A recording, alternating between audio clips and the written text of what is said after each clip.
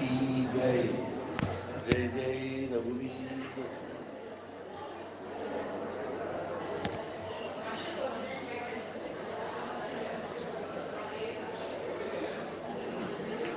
ಶ್ರೀ ಮಹಾರಾಜರು ಒಂದು ದಿವಸ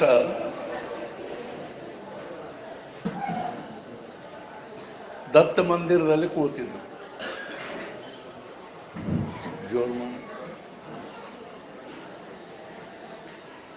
ಅಲ್ಲಿ ಒಬ್ರು ಜ್ಯೋತಿಷಿಗಳು ಬಂದಿದ್ರು. ಪಂಢರಪುರದಿಂದ ಒಬ್ರು ಜ್ಯೋತಿಷಿ ಬಂದಿದ್ರು. ಅವರು ಮಹಾರಾಜರಿಗೆ ಏನಂದ್ರು, ಮಹಾರಾಜರು ಕೂತಿದ್ರು. ಇದರ ಅರ್ಥ ಏನು ಅಂದ್ರೆ ಅವ್ರ ಜೊತೆಗೆ ಇನ್ನೂ ಅನೇಕ ಕೂತಿದ್ರು.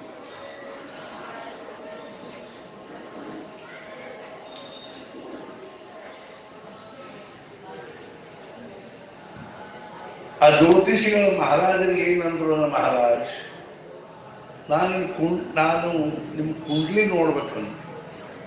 ಕುಂಡ್ಲಿ ಅಂದ್ರೆ ಜಾತಕ.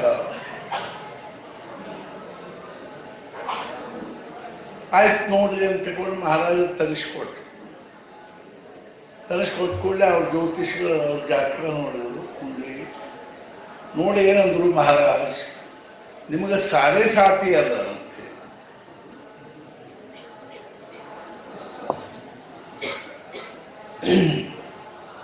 ಸಾಡೆ ಸಾತಿ ಅಂದ್ರ 7.5 ವರ್ಷ ಆ ಶನಿದೇವರು ಒಂದೇನಪ್ಪ ಅಂದ್ರ ನಮ್ಮ ಕಡೆಗೆ ಒಂದು ವಿಪರೀತ ದೃಷ್ಟಿ ಇರ್ತದೆ. ಅರ್ಥಾತ್ ಏನು ಅಂದ್ರೆ ಆ ಶನಿ ದೇವ್ರದ್ದು, ಶನಿ ಗ್ರಹದ್ದು ವಿಪರೀತವಾಗಿರ್ತಕ್ಕಂಥ ಕಿರಣಗಳು ನಮ್ಮ ಮೇಲೆ ಬೀಳ್ತಾ ಇರ್ತಾರೆ. ವಕ್ರ ದೃಷ್ಟಿ ಇರ್ತದೆ. ಅದರಿಂದ ಅನೇಕ ಪ್ರಕಾರವಾಗಿರ್ತಕ್ಕಂಥ ಏನಾಗ್ತಾವಂದ್ರೆ ಪ್ರಾಪಂಚಿಕವಾಗಿ ಆಗಲಿ ದೈಹಿಕವಾಗಿ ಪ್ರಾಪಂಚಿಕವಾಗಿ ತೊಂದರೆಗಳಾಗ್ತವೆ.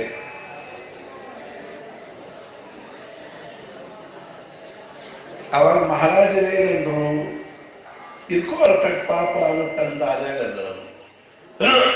ಅದು ನಮಗೇನ್ ಮಾಡೋದಿಲ್ಲ. ಅವಾಗ ಮಹಾರಾಜರು ಒಂದು ಬಹಳ ಸೂಕ್ಷ್ಮವಾಗಿ ಅತ್ಯಂತ ಮಹತ್ವಪೂರ್ಣವಾಗಿರ್ತಕ್ಕಂಥ ತತ್ವವನ್ನು ಹೇಳಿದರು. ಮಹಾರಾಜರು ಏನಂದ್ರು ಅಂದ್ರೆ, ಮನುಷ್ಯ ಜೀವನದಲ್ಲಿ ಈ ಗ್ರಹಗಳ ಗತಿ ಮತ್ತು ಪ್ರಾರಬ್ಧದ ಗತಿ ಹೆಂಗಿದೆ ಅಂದ್ರೆ ಅದು ಕೇವಲ ದೇಹದ ಮಟ್ಟಿಗೆ ಇರ್ತದೆ. ಗ್ರಹಗಳ ಗತಿ ದೇಹದ ಮಟ್ಟಿಗೆ.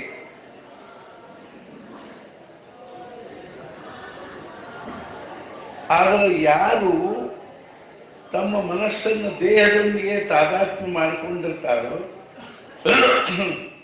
ಅವರ ದೇಹದ ಮೇಲೆ ಆಗ್ತಕ್ಕಂಥ ಒಂದೇನು ಅನುಕೂಲ ಪ್ರತಿಕೂಲಾತ್ಮಕವಾಗಿರ್ತಕ್ಕಂಥ ಏನೊಂದು ಆಘಾತಗಳನ್ರಿ, ಏನ್ ಸುಖ ದುಃಖ ಆಗ್ತಾವನೋ ಅವೆಲ್ಲ ದೇಹದ ಪೂರ್ತಿ ಇರ್ತಾವ.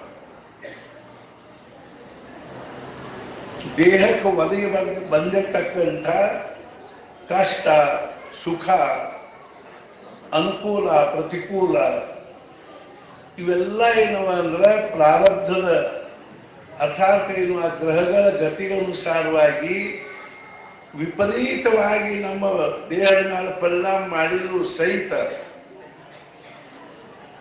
ಯಾರು ತಮ್ಮ ಮನಸ್ಸನ್ನ ದೇಹದ ಜೊತೆ ತಾದಾತ್ಮ್ಯ ಮಾಡಿಕೊಂಡಿದ್ದಾರೋ ಅವ್ರ ದೇಹದ ಮೇಲೆ ಆಗ್ತಕ್ಕಂತಹ ಪರಿಣಾಮಗಳ ಮನಸ್ಸಿನ ಮೇಲೆ ವಾಸ್ತವಿಕವಾಗಿ ಆ ಗ್ರಹಗಳಿಗೆ ಮತ್ತು ಪ್ರಾರಬ್ಧಕ್ಕೆ ಮಹಾರಾಜರಿಗೂ ಹೇಳಿ ಗ್ರಹಗಳ ಗತಿಗನುಸಾರವಾಗಿ ಪ್ರಾರಬ್ಧದ ಗತಿಗನುಸಾರವಾಗಿ ದೇಹಕ್ಕೇನು ಅಥವಾ ಏನು ಅಂದ್ರೆ ಜಡ್ಡು ಜಾಪತ್ರಿ ಅಥವಾ ಏನಾದರೂ ಒಂದು ಪೆಟ್ಟು ಹತ್ತೋದು, ಆಘಾತ ಆಗೋದು, ಆಕ್ಸಿಡೆಂಟ್ ಆಗೋದು, ಅಥವಾ ಏನು ಅಂದ್ರೆ ಶಾರೀರಿಕ ರೋಗ ಉಂಟಾಗುವುದು, ಇವೆಲ್ಲ ಏನವ ಅಂದ್ರೆ ದೇಹದ ಪೂರ್ತೇಕ ಆಗ್ತಾವ. ಮನೆಯಾಗಿನವ್ರಿಗೆ ಎಲ್ಲರಿಗೂ ಆಗೋದಿಲ್ರಿ.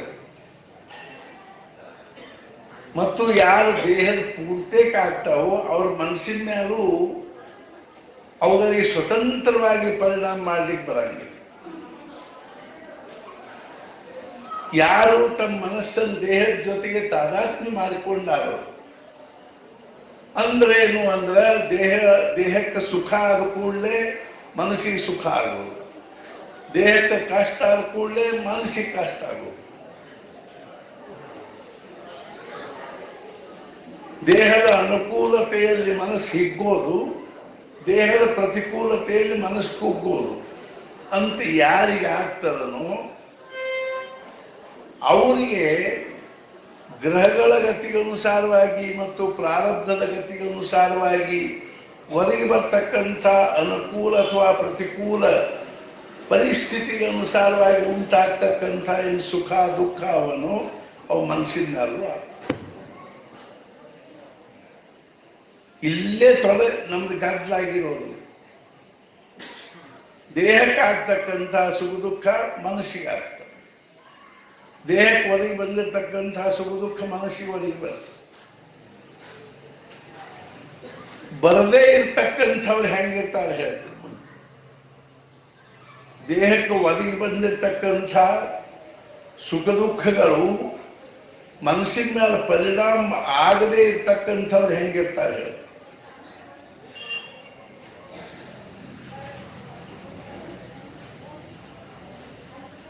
ಬ್ರಹ್ಮಾನಂದ ಮಹಾರಾಜರು ಗೋಂದಾವಲಿಯಲ್ಲಿದ್ದರು, 2.5 ವರ್ಷ ಇದ್ದರು. ಯಾವಾಗ ಅವರು ಬಡವಾಹದಲ್ಲಿ ಜಪ ಮಾಡಿದ್ರು, ಅವ್ರ ಜೀವನದೊಳಗೆ ಕ್ಷಣ ಕ್ಷಣಕ್ಕೂ ನಮಗೆ ಈ ಒಂದು ಅವರ ಅವಸ್ಥಾದ ಕಲ್ಪನಾ ಬರ್ತದೆ. ಹೇಳ್ತೀವಿ,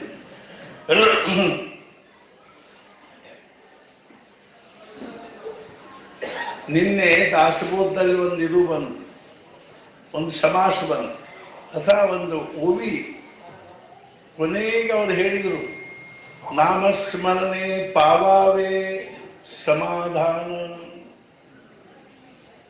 ನಾಮಸ್ಮರಣೆಯೊಳಗೆ ಸಮಾಧಾನ ಮಾಡಿಕೊಳ್ಳೋ ಅಭ್ಯಾಸ ಮಾಡ್ರಿ. ನಮ್ಗಿದು ಕಲ್ಪನಾ ಅದ ಏನು ಹೇಳಿ. ನಾಮಸ್ಮರಣೆ ಮಾಡುವಾಗ ಸಮಾಧಾನದಲ್ಲಿ ಇರೋದ್ರ ಅಭ್ಯಾಸ ಮಾಡಿ. ಸಮಾಧಾನ ಭಂಗಗೊಳಿಸ್ತಕ್ಕಂಥ ವಿಚಾರಗಳ ಕಡೆಗೆ ಲಕ್ಷ್ಯ ಕೊಡಬಾರ್ದು. ಬರೀ ಇದನ್ನು ಒಂದ ಸಾಧನೆ ಮಾಡಿದ್ರು ಮನಸ್ಸು ಅಖಂಡ ಸಮಾಧಾನದಲ್ಲಿರ್ಲಿಕ್ಕೆ ಶಕ್ಯದ. ನಮಗೆ ಅದ್ರೂ ಏನ್ ಗೊತ್ತಿಲ್ಲ, ಯುಕ್ತಿಗಳ ಗೊತ್ತಿಲ್ಲ ನಮಗೆ, ಮತ್ತು ಒಂದು ತಿಳ್ಕೊಳ್ಳೋ ಧಡಪಡನೂ ಇಲ್ಲ. ಇದು ಶೋಕಾಂತಿಕ.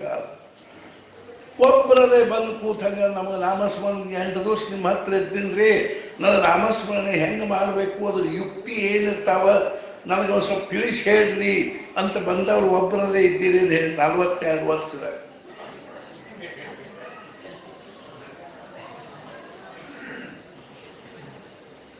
ಯಾರೇ ಬಂದಿದ್ದು ಕೈ ಎತ್ತು ಬ್ಯಾಡ ಗೊತ್ತದ. ಒಬ್ರು ಇವತ್ತಿನ ತನಕ ಬಂದ ಗುರುಗಳ ನಾವೊಂದು 15 ದಿವಸ ನಿಮ್ಮ ಹತ್ರ ಇರ್ತೀನಿ, ನನಗೆ ನಾಮಸ್ಮರಣೆ ಯುಕ್ತಿ ಹೇಳ್ರಿ. ಪ್ರತಿಯೊಂದು ಕಾರ್ಯಕ್ಕೂ ಒಂದು ಯುಕ್ತಿ ಇರ್ತಾವ. ಯೋಜಕಸ್ತತ್ರ ದುರ್ಲಭ. ಆ ಯುಕ್ತಿ ಗೊತ್ತಿಲ್ಲ ನಮಗೆ, ಪೇಚ್ ಗೊತ್ತಿಲ್ಲ, ಅದು ಆ ಕುಸ್ತಿ ಪೇಚ್ ಗೊತ್ತಿಲ್ಲ. ಹಿಂಗಾಗಿ ಬರೇ ಮಾಡ್ಕೋತ ಹೋಗುದ. ಈ ವರ್ಷ ಹೇಳಿದ್ರೆ ಇದನ್ನ, ಮುಂದಿನ ವರ್ಷ ಮತ್ತಿದ್ನ ಹೇಳ್ತಂತೆ. ಈ ವರ್ಷ ಎಲ್ಲಾರು ಕೇಳಿದ್ರೆ ಮುಂದಿನ ವರ್ಷ ಮತ್ತಿದ್ನ ಹೇಳ್ತಂತೆ, ಮತ್ ಕೇಳಾಕ್ತದೆ.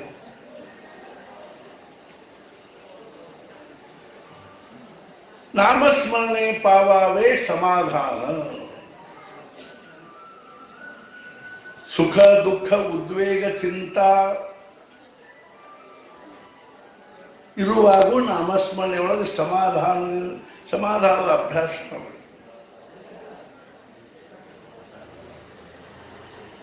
ಆಧಿ ಅವದಸ ಮಗದಸ ತಸಾ ಉಪರಿ ಅವದಸ ತರಿ ನಾಮಸ್ಮರಣ ಕರಾವೆ ಅಂತ ತಿಳ್ಕೊಳ್ತಾರೆ. ಅದರೊಳಗೆ ಹೇಳಿರೋ ಯುಕ್ತಿ ನಮಗ್ ಗೊತ್ತಾದ್ರೆ ಎಷ್ಟು ಹೌರು ಅನ್ನಿಸ್ತದೆ ನಾಮಸ್ಮರಣೆ.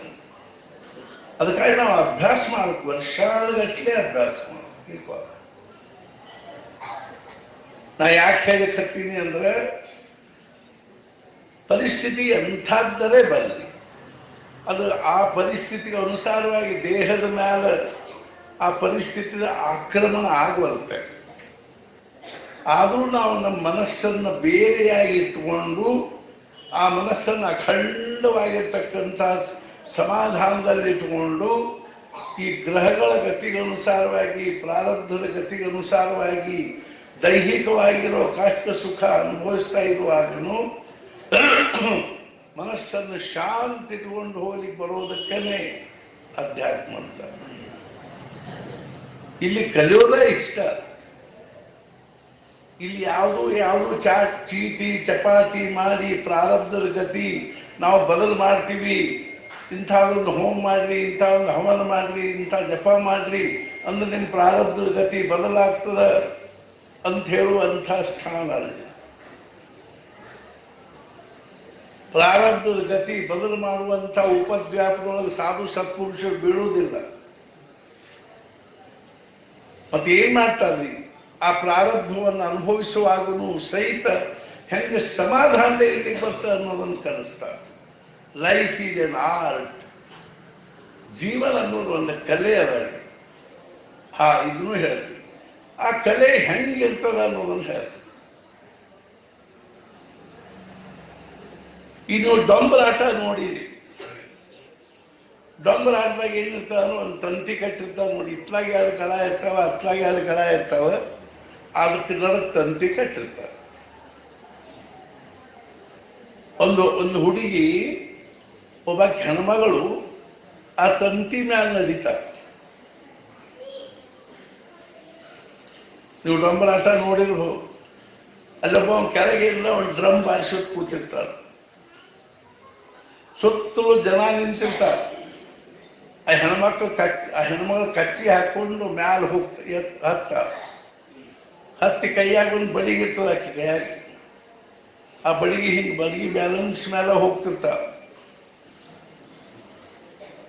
ಚಂದ ಇಂಥ ಗಟ್ಮುಟ್ಟಿ ದಾರ್ಯಾಗ ಅಗಲನ್ ದಾರ್ಯಾಗ ನಮ್ಮ ನಡಿಲಿಕ್ಕೆ ಆಗುದಿಲ್ಲ. ಬ್ಯಾಲೆನ್ಸ್ ಹೋಗ್ತಾವ. ಆಕಿ ತಂತಿ ಮ್ಯಾಲ ನಡೆಯೋದು ಎಷ್ಟು ಕಠಿಣ ಇರ್ಬೋದು ಕಲ್ಪನೆ ಮಾಡಿ.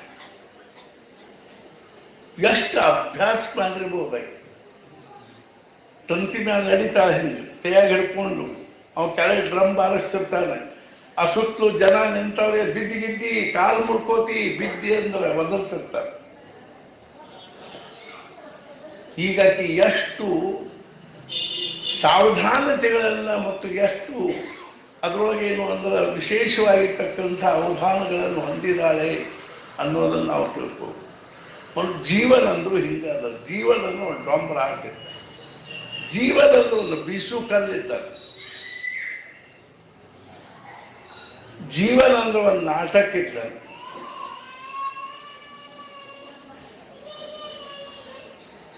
ಆಕಿ ತಂತಿ ಮ್ಯಾಲ ಮುಂದೆ ನಡಕ್ ಬರ್ತಾಳ್ರಿ. ನೀವು ನೋಡಿರ್ಬೋದು. ನಾ ಏನೋ ನೋಡಿದ್ರು ಬಹಳ ಸೂಕ್ಷ್ಮವಾಗಿ ನೋಡ್ತಿರ್ತೀನಿ. ಅದ್ರೊಳಗೆ ಏನು ವೈಶಿಷ್ಟ್ಯ ಅದ ನೋಡಿ. ಆಕಿ ತಂತಿ ಮ್ಯಾಲ ನಡಕ್ ಬಂದು ಅಂದ್ರೆ ಹಿಂಗೆ ತೂಗಾಡ್ತಿರ್ತಾಳ್ರಿ ತಂತಿ ಮ್ಯಾಲ. ಆ ಕಾಲದ ಮೇಲೆ ಇಟ್ಕೊಂಡು ಆ ತಂತಿ ಹಿಂಗ ಆಗ್ತಿರ್ತಾವ. ಬೀಳುವುದಾಗಿ ಅಚ್ಚಕಡೆ ದಂಡಿಗೆ ಹೋಗಿ ಮುಟ್ಟ. ನರಿಗೇದ್ರಿ ಇಲ್ಲಿ ಜೀವನ ಅನ್ನೋದು ಒಂದು ಡೊಂಬರ ಆಗ್ತಿತ್ತು. ಇಲ್ಲಿ ನಮಗೆ ಏನಾಗಬೇಕಾಗಿದೆ ಅಂದ್ರೆ ನಮ್ಗೆ ಹುಟ್ಟಿದ ಆರಂಭದಿಂದ ಸಾಯುವ ತನಕನೂ ಸಮಾಧಾನ ಅನ್ನುವಂಥ ತಂತಿ ಮೇಲೆ ನಡಿಬೇಕಾಗಿದೆ. ಸಮಾಧಾನ ನಮ್ದು ಭಂಗಾತು, ತಂತಿ ಮೇಲೆ ಬಿದ್ದು ಅಂತ ತಿಳ್ಕೊ. ಅಖಂಡ ಸಮಾಧಾನ ಅಂದ್ರೆ ಆ ತಂತಿನ ನಡು. ಜನರು ಏನ್ ಏನ್ ಕೇಳಾರೆ ಅಂತಿರ್ತಾರೆ. ಆಕೆ ಏನ್ ಮಾಡುದಿಲ್ಲ ಅಂದ್ರೆ ಜನರ ಕಡೆಗೆ ಆಕಿ ಕಿವಿ ಇಲ್ಲ, ಮತ್ತೆ ಕಿವಿ ಎತ್ಲಾಕ್ ಕೊಟ್ಟಾಳಕಿ ಆ ಡ್ರಮ್ಮಿನ ಆವಾಜಿನ ಕಡೆ ಕೊಟ್ಟಾಳ. ಅದಕ್ಕೆ ಡ್ರಮ್ ಬಾರಿಸ್ತಿರ್ತಾವ. ಜನರು ಏನ್ ಕೇಳಾರೆ ಒದರಿದ್ದು ಕೇಳಿಸಬಾರದು ಅಂತ ಡ್ರಮ್ ಬಾರಿಸ್ತಾರ, ಅವ್ರು ಡೊಳ್ಳು ಬಾರಿಸ್ತಿರ್ತಾರ. ಇಲ್ಲಿ ಡೊಳ್ಳು ಅಂದ್ರೆ ಏನು ಅಂದ್ರೆ ಸತ್ಸಂಗ. ಸತ್ಸಂಗದ ಕಡೆ ಕಿವಿ ಕೊಟ್ಕೊಂಡು ಜನರು ಏನಂತಾರ ಅನ್ನೋ ಕಡೆ ಲಕ್ಷ್ಯ ಕೊಡದನೆ ಆಕಿ ದೃಷ್ಟಿಯಲ್ಲಿರ್ತದ ಅಂದ್ರೆ ಆ ಬಡಗಿ ಮೇಲೆ ಇರ್ತದೆ. ಹೆಂಗಾಗಿ ಭಗವಂತನ ನಾಮದ ಮೇಲೆ ದೃಷ್ಟಿ ಇಟ್ಟುಕೊಂಡು ಪ್ರಪಂಚ ಅನ್ನುವಂಥ ಡೊಂಬರ ಆಟದೊಳಗೆ ಸಮಾಧಾನ, ಮನಸ್ಸಿನ ಸಮಾಧಾನ ಅನ್ನುವಂಥ ತಂತಿ ಮೇಲೆ ನಡೆದ ಅತ್ಲ ಮುಟ್ಟಿದ್ವಿ, ಯಶಸ್ವಿಯಾಗಿ. ಇಲ್ಲದೆ ಇದ್ರೆ ನೀವು ಏನಿದ್ರು ಸಮಾಧಾನ ಕಳ್ಕೊಂಡ್ವಿ ಅಂತ ತಂತಿ ಮೇಲಿಂದ ಬಿದ್ವಿ, ನಮ್ದು ಆಟ ಫೇಲ್ ಆಗ. ಎಷ್ಟು ಸೂಕ್ಷ್ಮ ಬಂದ್ರು. ಪ್ರಪಂಚ ಏನಂತದ ಅನ್ನೋ ಕಡೆಗೆ ಲಕ್ಷ್ಯ ಕೊಡದೇ ಇರೋದು ಮೊದಲೇ ಬಹಳ ದೊಡ್ಡ ಸಾಧನೆ. ಅವ್ ಹಂಗಂತಾನ್ರಿ, ಇವ್ ಹಿಂಗಂತಾನ, ಅದ್ ಹಂಗಂದು ಹಿಂಗಂದು. ನಿಮಗೆ ಪರಮಾರ್ಥ ಸಾಧನೆ ಮಾಡಬೇಕಿದ್ರೆ ಇದ್ರ ಕಡೆಗೆ ಅಲಕ್ಷ್ಯ ಮಾಡಬೇಕು. ಪ್ರಪಂಚ ಏನಂತದ, ಜನರು ಏನಂತಾರ ಅಂತ ತಿಳ್ಕೊಂಡು ಮಾಡೋದಕ್ಕೆ ಪ್ರಪಂಚ, ಸದ್ಗುರುಗಳು ಏನಂತಾರ ಅಂತ ತಿಳ್ಕೊಂಡು ಮಾಡೋದಕ್ಕೆ ಪರಮಾರ್ಥ. ಮಂದಿ ಏನಾದ್ರು ಯಾಕೆ ಅನ್ಕೋರ್ಲೆ ಮತ್ತು ಯಾರನ್ನ ಜನರು ಹೊಗಳಿಕ್ ಹತ್ರು ತಿಳ್ಕೋಬೇಕು, ಎಲ್ಲೋ ತಪ್ಪಲಿಕ್ಕೆ ಹತ್ತೀವಿ ಅಂತ ತಿಳ್ಕೊ. ನಮ್ಮನ್ನು ಹೊಗಳಿಕ್ ಹತ್ರು ಅಂದ್ರೆ ಎಲ್ಲೋ ತಪ್ಪಲಿಕ್ಕೆ ಹತ್ತೀವಿ. ನಮ್ಮನ್ನು ಬೈಲಿಕ್ಕೆ ಹತ್ರು ಅಂದ್ರೆ ಬರೋಬ್ಬರಿ ದಾರಿಯಾಗಿದ್ದೀವಿ ಅಂತ. ಒಂದು ಉದಾಹರಣೆ ಹೇಳ್ತೇವೆ. ಜನರ ಸ್ವಭಾವ ಹೆಂಗಿರ್ತದ ನೋಡ್ರಿ. ಅವ್ರ ಬೌದ್ಧಿಕ ಮಟ್ಟ ಆಗಲಿ, ಮಾನಸಿಕ ಮಟ್ಟನೇ ಹೆಂಗಿರ್ತದ ನೋಡ್ರಿ. ಒಬ್ಬವ ಏಡಿ ಹಿಡಿಲಿಕ್ಕೆ ಕೂತಿದ್ದ, ಕೆರೆ ದಂಡಿಗೆ ಏಡಿ. ಆ ಕೆರೆಯಾಗ ಏಡಿ ಭಾಳ ಇದ್ದು, ಏಡಿ ಹಿಡಿಬೇಕಂತ ಕೂತಾನ. ಅದೊಂದು ಹಿಂದೆ ಪ್ಲಾಸ್ಟಿಕ್ದೊಂದು ಬ್ಯಾಗ್ ಇಟ್ಕೊಂಡು ನಾವು ಕೈಯಾಗ ಅದ್ ಜೊತೆ ಮಗ್ಗಲ್ದಾಗ ಅವು ಏಡಿ ಹಿಡಿದಿಡ್ದು ಅದರ ಹಾಕ್ತಾರ. ಅವು ಹಿಂದಿನ ಕಾಲದಾಗ ಹೆಣದದ್ದು ಬ್ಯಾಗ್ ಇರ್ತಿದ್ದು ನೋಡ್ರಿ, ಅವು ಪ್ಲಾಸ್ಟಿಕ್ ವಾಯರ್ ಇರಲಿ ಅಂತ ಒಂದು ಬ್ಯಾಗ್. ಅದು ಚೌಕ್ ಚೌಕ್ ಚೌಕ್ ಇದು ಇರ್ತಾವ ತೂತು. ಒಂದು 3-4 ಏಡಿ ಹಿಡ್ದಾನ. ಒಬ್ಬ ಹೊಂಟಿದ್ದ, ಅವನ ಏಡಿ ಹೊರಗೆ ಹೊಂಟದ್ ನೋಡು. ಅವನು ಹೊಳಿ ಸೈಟ್ ನೋಡ್ಲಿಲ್ರಿ, ಹೋಗಂಗಿಲ್ರಿ ಅದು ಅಂದ. ಅಲ್ಲೋ ಮ್ಯಾಲ ತನಕ ಬಂದದ, ಹೋಗಂಗಿಲ್ಲ ಬಿಡ್ರಿ ಕಾಲಿ ನೋಡಿ. ಯಾಕೆ ಹೋಗಂಗಿಲ್ಲ? ಆ ಬಾಕಿ ಏಡಿ ಅದು ಕಾಲು ಹಿಡಿದು ಜಗ್ತಾವ. ನಿಮ್ಮನ್ನು ಮ್ಯಾಲೆ ಏರ್ಸೇ ಕೊಡುದಲ್ಲ ಸಮಾಜ. ನಿಮಗಿಂತ ಒಂಚೂರು ಮ್ಯಾಲೆ ಏನಾದ್ರೆ ಏರ್ಲಿಕ್ಕೆ ಹತ್ತೀವಿ ಅಂತ ಗೊತ್ತಾದ ಕೂಡಲೇ ಬೈಲಿಕ್ಕೆ ಹತ್ತಾರ ಹೇಳ್ತೀನಿ, ಕೈಯಾಗಿನ ಜಪ್ಮಾಲಿ ಬಿಟ್ಟು ಸುಮ್ಮನೆ ಕೂಡ್ಬೇಕಪ್ಪ ಅನಿಸ್ತು. ಸಮಾಜದ ಒಬ್ಬ ನಾಮಸ್ಮರಣೆ ಮಾಡ್ಲಿಕ್ಕೆ ಹತ್ತ, ಇನ್ನು 2 ದಿವಸಗಟ್ಟಲೆ ನಮ್ಮ ಹತ್ರ ಬಂದಿದ್ದು ಆ ನಾಮಸ್ಮರಣೆ ಯುಕ್ತಿ ಕಲ್ಕೋತೀನಿ ಅಂದ್ರೆ ಹೊಡೆದ ಬಿಡ್ತಾರೆ. ಸುತ್ತಲೇ ಮಂದಿ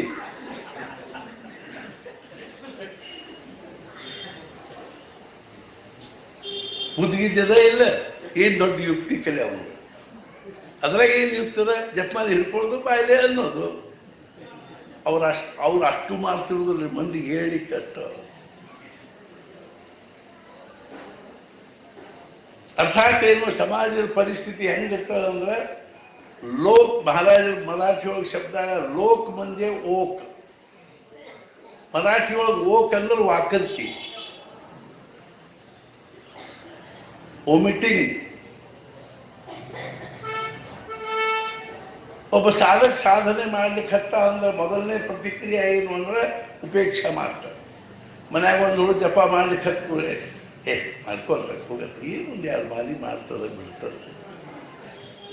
ಇವನು ಸಣ್ಣಂಗೆ ಹೆಚ್ಚು ಮಾಡ್ಲಿಕ್ಕೆ ಹತ್ತ, ದಿನ ಒಂದು 40 ತಾಸು ಎಲ್ಲಾರ ಕೂತ್ ಜಪ ಮಾಡ್ಲಿಕ್ಕೆ ಹತ್ತ. ಸಣ್ಣಂಗೆ ಒಂದು ತಾಸಿಗೆ ಬಂದ ಕೂಡಲೇ ಮೊದಲೇದ್ದು ಉಪೇಕ್ಷೆ, ಎರಡನೇದ್ದು ತಿರಸ್ಕಾರ. ಬುದ್ಧಿಗಿದ್ದೇನೆ ಇಲ್ಲೇ ಅಭ್ಯಾಸ ಬಿಟ್ಟು ತಿರುಗಿ ಬಗ್ಗೆ ಅದನ್ನು ಹೆಬ್ಬಾಳಿಗೆ ಹೋಗಿದ್ದ ಪರಿಣಾಮ ಹಿಂಗಾಗಿ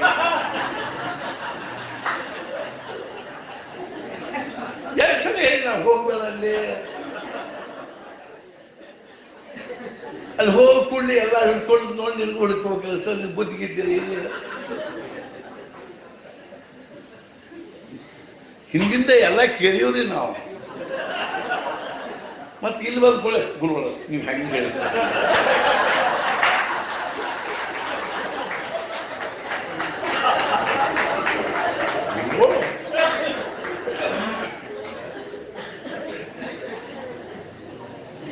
ಇದೆಲ್ಲ ಬರ್ತದೆ.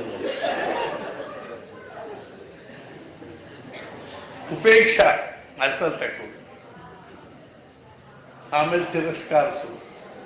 ಇದೆಲ್ಲದ್ರೊಳಗಿಂದ ಹಾಯ್ದ ಬಂದಿದ್ರಿ ನಾನು ಉಜ್ಜಯಿನಿಂದ ಬಂದ್ಕೊಳ್ಳಿ ಜಪ ಮಾಡ್ಕೊಂಡು ಕೂತಿರ್ತಿದ್ದೆ. ಎಲ್ಲಾದ್ರೂ ಕಟ್ಟಿ ಮೇಲೆ ಇಟ್ಟೋದ್ರು ಬಿಡಿ, ಕಟ್ಟಿ ಮೇಲೆ ನಮ್ಮ ಮಿತ್ರರು ಎಲ್ಲರೂ ಅತ್ಲಾಗಿಂದ ಹಾಸು ಯಾವಾಗ ನೋಡಿ ಜಪ ಮಾಡಿ ಇಟ್ಕೊಂಡು ಕೂತಿರ್ತಾನೆ. ಬ್ಯಾಡ್ ನಡಿ ಅತ್ಲಾಗಿಂದ ಹೋಗಿ ನಡಿ. ಆಮೇಲೆ ತಿರಸ್ಕಾರ ಶುರು ಆತ್ರಿ. ಎಲ್ಲರೂ ಬೈಲಿಕ್ಕೆ ಹತ್ರಿ. ನಮ್ಮ ಹುಡುಗರೆಲ್ಲ, ನಮ್ಮ ವಾರಗಿ ಹುಡುಗರು, ಏನ್ ದಡ್ಡ ನಿನ್ನಂಗ ಎಲ್ಲಾರು ಮನೆ ಬಿಟ್ಟು ಹೋದ ಪ್ರಪಂಚ ಹೆಂಗೆ ನಡೀತಾವ. ನಾನೇ ಪ್ರಪಂಚ ಉಸಾಬರಿಗೆ ಯಾಕೆ ಮಾಡ್ತಿದ್ದಿ, ನೀವು ಒಬ್ಬ ಸಾಕಂದ.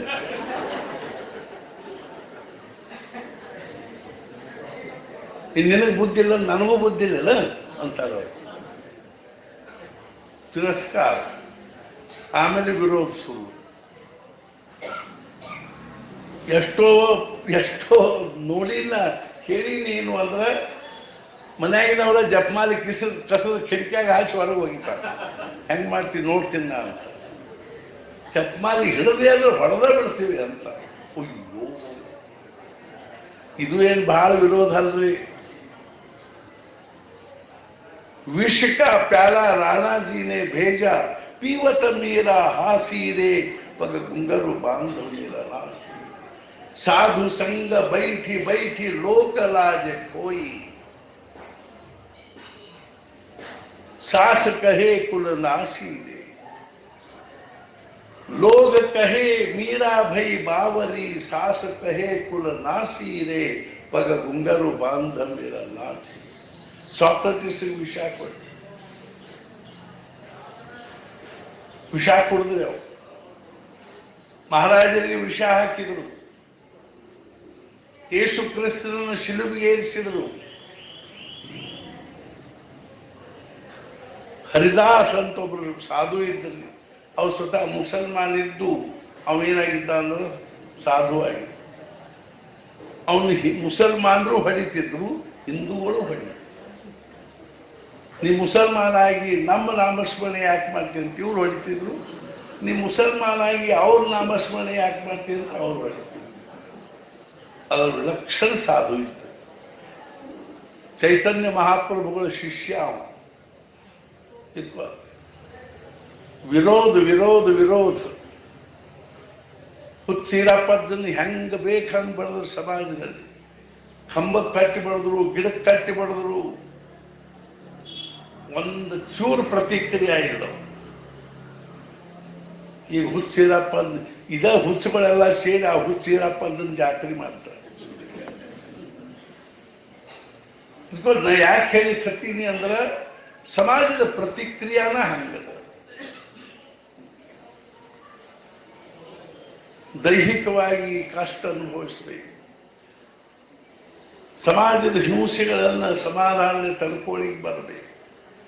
ಇದು ಎಲ್ಲರೊಳಗೂ ಸಮಾಧಾನ ಕಾಯ್ಕೊಂಡು ಹೋಗ್ಬೇಕಾದ್ರೆ ಯಾವ ದೇಹಕ್ಕೆ ಇವೆಲ್ಲ ಆಘಾತಗಳಾಗ್ತಾವ, ದೇಹದಿಂದ ಮನಸ್ಸನ್ನು ನಾವು ಬೇರೆ ಮಾಡಿದ ಹೊರತು ಶಕ್ತಿ ಇಲ್ಲ. ರಮಣ ಮಹರ್ಷಿಗಳಿಗೆ ಕ್ಯಾನ್ಸರ್ ಆಗಿತ್ತು, ಆಸ್ಪತ್ರೆಗೆ ಬರಂಗಿಲ್ಲ ಅನ್ನೋ. ಆಮೇಲೆ ಅಲ್ಲೇ ಆಶ್ರಮದಲ್ಲೇನೆ ಒಂದು ಬಚ್ಚಲ್ದಾಗ ಒಂದು ಕುರ್ಚಿ ಹಾಕಿ ಕೂಡಿಸಿ ಕೆಳಗೊಂದು ಇದನ್ನು ಬುಟ್ಟಿ ಇಟ್ಟು ಅಲ್ಲೇ ಆ ಹುಣ್ಣು ಕೊಯ್ಲಿಕ್ಕೆ ಹತ್ತು ಕೂಡಲೇ ಅವರಂದ್ರು ಈ ನರ ಎಲ್ಲಿ ಹೋಗ್ತದೆ, ಈ ನರ ಎಲ್ಲಿ ಹೋಗ್ತದೆ. ಡಾಕ್ಟರ್ ಅಂದ್ರು ಅದು ಎಲ್ಲೆಲ್ಲಿ ಯಾಕೆ ಹೋಗ್ತಾ ನಿಮಗೆ ನೋಯಿಸ್ತದಿಲ್ಲ. ಅವ್ರಿಗೆ ಕ್ಲೋರೋಫಾರ್ಮ್ ಕೊಟ್ಟಿದ್ದಿಲ್ಲ, ಬೇಡ ತಗೊಳ್ಳೋದಿಲ್ಲ ಅಂತ. ಎನಿಸ್ಟೀಸಿಯಾ ಕೊಟ್ಟಿದ್ದಿಲ್ಲ. ಅವಾಗ ಅವ್ರಿಗೆ ನಿಮ್ಮ ನೋವು ಆಗ್ತದಿಲ್ಲ. ಅವ್ರು ಹೇಳಿದ್ರು ಇಟ್ಲ ಇನ್ ಮನಸ್ಸು ತಕ್ಕೊಂಡ್ಬಿಟ್ಟಿಲ್ಲ. ಗೋಳ್ವಾಲ್ಕರ್ ಗುರೂಜಿ ಅವರು ಅರ್ಥಾತ್ ಏನು ಅಂದ್ರೆ ನಾಗ್ಪುರದಲ್ಲಿದ್ದಾಗ ಅವ್ರ ಬೆನ್ನ ಮೇಲೆ ಒಂದು ಹುಣ್ಣಾಗಿತ್ತು. ಡಾಕ್ಟರ್ ಹೇಳಿದ್ರು ಅದಕ್ಕೆ ಸಳಿ ಕಾಯಿಸಿ ಬಲಿ ಕೊಡಬೇಕಾಗ್ತದೆ, ಕೊಡ್ರಿ. ಡಾಕ್ಟರ್ ಹೋದಾಗ ಜನರ ಜೊತೆ ಮಾತಾಡ್ಕೊಂಡು ಕೂತಿದ್ರು. ಅವ್ರು ಹೇಳಿದ್ರು ಸ್ವಲ್ಪ ಇವನ್ನೆಲ್ಲ ಕಳಿಸ್ರಿ, ಇರ್ಕೊಳ್ತಕ್ಕ ಅವ್ರು ಮಾತಾಡ್ಕೊತ ಇರ್ತೀವಿ, ನಿಮ್ಮದು ನೀವು ಮಾಡಿ. ಅವರು ಕ್ಲೋರೋಫಾರ್ಮ್ ತಗೊಂಡಿದ್ದಿಲ್ಲ. ಸ್ಟೋವ್ ಮೇಲೆ ಬಲಿ ಆ ಸಳಿ ಕಾಯ್ದು ಹಿಂಗ ಅವ್ರಿಗೆ ಚಟ್ಕ ಕೊಡುವ ಹೊತ್ನ್ಯಾಗ ಇವ್ರ ಮಾತಿನ ಒಂದು ಪ್ರವಾಹದಲ್ಲಿ ಒಂದು ಕಿಂಚಿತ್ತು ವ್ಯತ್ಯಾಸ ಆಗ. ಅವರಂದ್ರು ನಿಮ್ಮ ನೋಯಲಿಲ್ಲೇನು, ನಾ ಬೆನ್ ಕಡೆದ ಲಕ್ಷ ತಕ್ಕೊಂಡ್ಬಿಟ್ಟಿನಿ. ಹಂಗ ಒಂದು ಸಂಪೂರ್ಣ ದೇಹದ ಕಡೆಯಿಂದ ನಾವು ಲಕ್ಷ್ಯ ತೆಗೆದು ಬಿಟ್ಟಿವಿ ಅಂದ್ರೆ ದೇಹಕ್ಕೆ ಏನಾದ್ರೆ ಏನು. ಕಲ್ಪನಾ ಮಾಡಿ ನೋಡೋಣ. ಬ್ರಹ್ಮಾನಂದ ಮಹಾರಾಜರು ಹೇಳಿದ್ರು, ಬ್ರಹ್ಮಾನಂದ ಬುವ ಪಂಢರಪುರಕ್ಕೆ ಹೋಗ್ಬೇಕು, ಕುದುರೆ ತಯಾರು ಮಾಡ್ರಿ. ಕುದುರೆ ತಯಾರು ಮಾಡಿ ಅವ್ರಿಗೆ ಬೇಕಾಗೋ ಸಾಮಾನು ಹಾಕೊಂಡು ಹಸಿಬಿ ಹೆಗಲ ಮೇಲೆ ಹಾಕೊಂಡ್ರು. ಹಿಂದಿನ ಕಾಲದಾಗ ಹಸಿಬಿ ಅಂತ ಇರ್ತಿತ್ತು, ಅದೊಂದು ದಪ್ಪನ ಚೀಲ, ಅದಕ್ಕೆ ಹಿಂಗೆ ಹಿಡಿಕಿ ಹಿಂಗೆ ಇದು ಕಸಿ ಇರ್ತಿದ್ದಿಲ್ಲ. ಇತ್ಲಾಗ ಒಂದು ಅರ್ಧ ಇದು ಇರಬೇಕು, ಚೀಲದ ಗತೆ ಅದನ್ನ ಹೆಗಲ ಮೇಲೆ ಹಾಕೊಂಡ್ಬಿಡ್ಬೇಕು, ಮುಂದರ್ಧ ಹಿಂದರ್ಧ. ನಾವು ನೋಡಿದ್ವಿ ಅವನ ಹಸಿಬಿ. ಆಮೇಲೆ ಸಹಜ ಮಹಾರಾಜರೇನು ಬ್ರಹ್ಮಾನಂದ ಬುವ ತುಮಿ ಪಂಚಲ ನೀವು ನಡೀರಿ ಅಂದ್ಬಿಟ್ರು. ಹೋಯ್ ಮಹಾರಾಜ 50 ಮೈಲ್ ಅದ ಅಲ್ಲಿಂದ ಪಂಢರಪುರ. ಬೆಳಿಗ್ಗೆ 6 ಗಂಟೆಗೆ ಬಿಟ್ಟವರು, ಸಂಜೆನಾಗ 6 ಗಂಟೆಗೆ ಪಂಢರಪುರ ಮುಟ್ಟಿದ್ರು. ಕುದುರೆ ಬೆನ್ನ ಹತ್ತಿ ಓಡೋದು ಅಂದ್ರೆ ಏನ್ ಪರಿಸ್ಥಿತಿ ಅದ ಕಲ್ಪನಾ ಮಾಡಿ. ಆ ಕುದುರೆ ಹೆಂಗ ಓಡ್ತದನೋ ಹಂಗಾಗಿ ಈಗಿನ ಗತೆ ರಸ್ತೆ ಇಲ್ಲ, ಏನಿಲ್ಲ. ಮುಳ್ಳು, ಕಂಟಿ, ತೆಗ್ಗು, ದಿನ್ನಿ. ಅಲ್ಲಿ ಹೋದ ಕೂಡ್ಲೇನೆ ಮಹಾರಾಜರ ಸಲುವಾಗಿ ಅವ್ರು ಕಂಬಳಿ ಹಾಸಿರು, ಕುದುರೆ ಮೇಲಿನ ತೆಗೆದು ದಿಂಬಿಟ್ರು. ಅವ್ರು ಕೂಡ್ಲಿಕ್ಕೆ ಹೇಳಿದ್ರು. ಅರ್ಧಾರು ಮಹಾರಾಜರು, ಶಾಸ್ತ್ರಿ ಬುವ ಅಡಿಗೆ ಮಾಡಿ ಮತ್ತೆ ಇತ್ಲ ಒಂದೆರಡು ಭಾಂಡಿ ಇಸ್ಕೊಂಡು ಬಂದು ಬ್ರಹ್ಮಾನಂದ ಮಹಾರಾಜ ಒಂದು ಮಾರುತಿ ಮಂದಿರದಲ್ಲಿ ಅಡಿಗೆ ಮಾಡಿ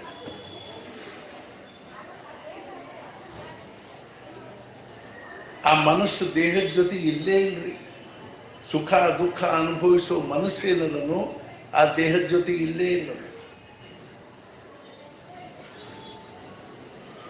ಅಡಿಗೆ ತಯಾರಾದ ಊಟಕ್ಕೆ ಹಾಕಲಿಕ್ಕೆ ಹತ್ಯಾರ. ಬ್ರಹ್ಮಾನಂದ ಬುವ ಈ ಗೋಷ್ಠ ಬಿಸಲ್ಲು ಒಂದು ಮಾತು ಮರ್ತೀವಿ. ಏನು ಪಂಚಕ್ರೋಶಿ ಮಾಡಿ ಬರಬೇಕಾಗಿತ್ತು. ಪಂಢರಪುರದ ಪ್ರದಕ್ಷಿಣೆ ಹಾಕಿ ಬರಬೇಕು. ಪಂಢರಪುರದ ಪ್ರದಕ್ಷಿಣೆ ಕನಿಷ್ಠ 7-8 ಮೈಲ್ ಆಗ್ತದೆ. ಹೋಯ್ ಮಹಾರಾಜ ಸುಮ್ಮನ ಮಹಾರಾಜರು ಹೇಳ್ತಾರೆ, ಇನ್ನು ನಾನು ಬ್ರಹ್ಮಜ್ಞಾನ ಕೊಟ್ಟೀನಿ, ಬ್ರಹ್ಮ ಆನಂದ ಅಂತ ಹೆಸರಿಟ್ಟೀನಿ. ನಾವು ತೊಟ್ಟಲ್ದಾಗ ಹೆಸರಿಟ್ಟು ಬ್ರಹ್ಮಜ್ಞಾನಿ ಅಂತ ಹೆಸರಿಟ್ಬಿಟ್ಟೇವೆ.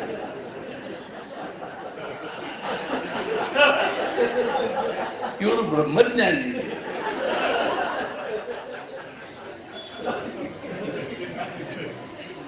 ನಮ್ಮ ಎಲ್ಲ ಹೆಸರು ಉಂಟಾಗುತ್ತೇನ್ರಿ. ಓದ್ಲಿಲ್ಲ ಬರೀಲಿಲ್ಲ ಶಾರದಮ್ಮನವರು,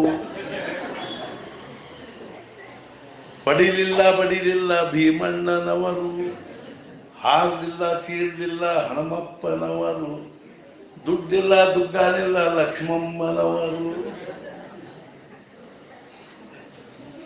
ಹೆಸರ ದೊಡ್ಡ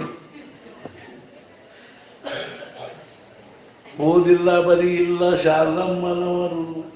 ಯಾರು ಶಾರದಮ್ಮ ಅಂತಿದ್ರು ತಪ್ಪಿದ್ರು.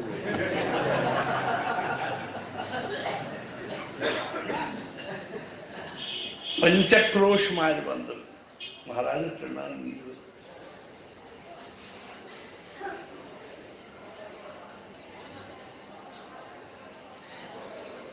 ರಾತ್ರಿ 2 ಹೊಡಿತು.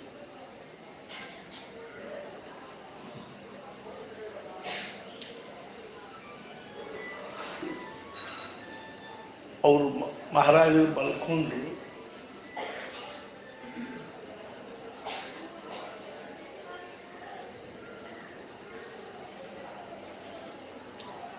ಬ್ರಹ್ಮಾನಂದ ಮಹಾರಾಜ ಬೆಳೆದಂಕ ಕಾಲು ಏನು ಉದ್ದೇಶ ಏನೂ ಇದ್ದಿದ್ದಿಲ್ಲ. ಪಂಢರ್ಪುರಕ್ಕೆ ಹೋಗೋದು ಏನೂ ಅವಶ್ಯಕತೆ ಇದ್ದಿದ್ದಿಲ್ಲ.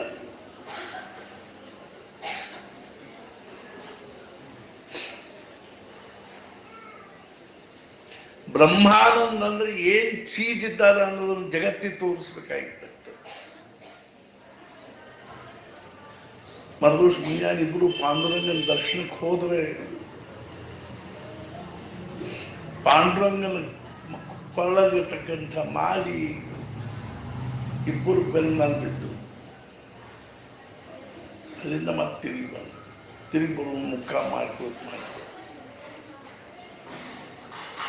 ಒಂದು ದಿವಸ ಮಧ್ಯಾಹ್ನ 12 ಹೊಡೆದದು.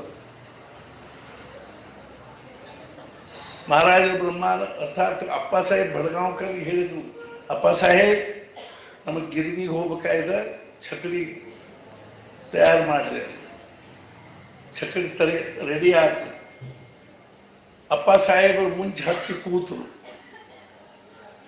ಮಹಾರಾಜ್ ಮ್ಯಾಲ ಬಂದ ಮಹಾರಾಜರು ಹತ್ತಿ ಕೂತರು.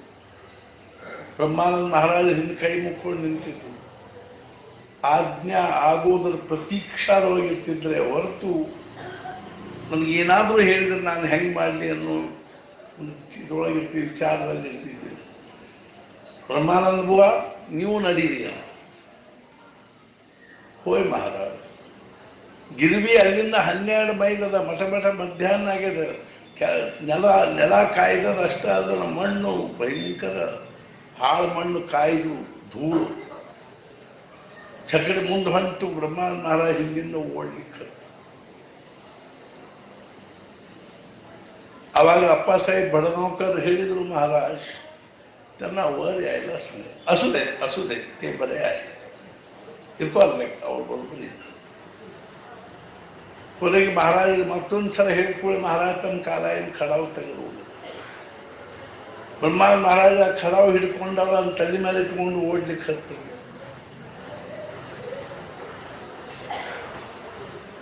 ಗಿರ್ವಿಗೆ ಹೋಗಿ ಬಂದ ಕೂಡಲೇ ಅಪ್ಪ ಸಾಹೇಬ್ ಬಡಗಾಂವ್ಕರ್ ಭಾವು ಸಾಹೇಬ್ಗೆ ಏನಂದ್ರು ಅಂದ್ರೆ, ಭಾವು ಸಾಹೇಬ್ ಇವತ್ತ ಬ್ರಹ್ಮಾನಂದ ಮಹಾರಾಜರ ಆಜ್ಞಾ ಮೂಡಿದ್ರು. ಭಾವು ಸಾಹೇಬ್ ಹೇಳಿದ್ರು,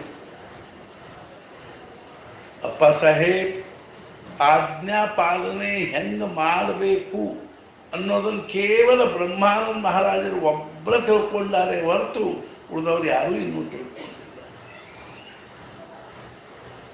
महाराज ಹೇಳಿದ್ರೆ ಬ್ರಹ್ಮಾನಂದಸ್ तेवढा मला ओळखू शकला, ब्रह्मानंद ಒಬ್ಬರ ನನ್ನನ್ನು ತಿಳ್ಕೊಳ್ಳಿ ಶಕ್ಯ. ಆವಾಗ ಬ್ರಹ್ಮಾನಂದ ಬಂದ್ರೆ ಅಷ್ಟೊತ್ತಿಗೆ ಬ್ರಹ್ಮಾನಂದ ಮಹಾರಾಜರು ಒಂದಾವರೆಗೂ ಒಂದು ಖೋಲಿ ಒಳಗೆ ಇರ್ತಿದ್ರು. ಅಲ್ಲಿ ಬಂದರು. ಬಂದ ಕೂಡಲೇ ಕೇಳಿದ್ರು, ಕಾಯಿ ಹಡ್ಲಿ ಏನಾಯ್ತು ಇವತ್ತಲ್ಲಿ? ಆವಾಗ ಅವ್ರು ಹೇಳಿದ್ರು, ನಾನು ಯಾವಾಗ ಓಡ್ಲಿಕ್ಕೆ ಹತ್ತಿದ್ದೆ ಅದು ಅಕ್ಷರಶಃ ನಾನು ಬೆಳದಿಂಗಳದಾಗ ಓಡ್ಲಿಕ್ಕೆ ಹತ್ತೀನಿ ಅಂತ ಅನಿಸ್ತಿದೆ.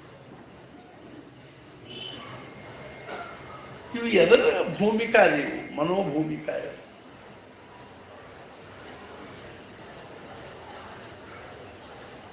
ದೇಹಕ್ಕೆ ಎಷ್ಟು ತ್ರಾಸಾದರೂ ಅದೊಂದು ಪರಿಣಾಮ ಮನಸ್ಸಿನ ಮೇಲೆ.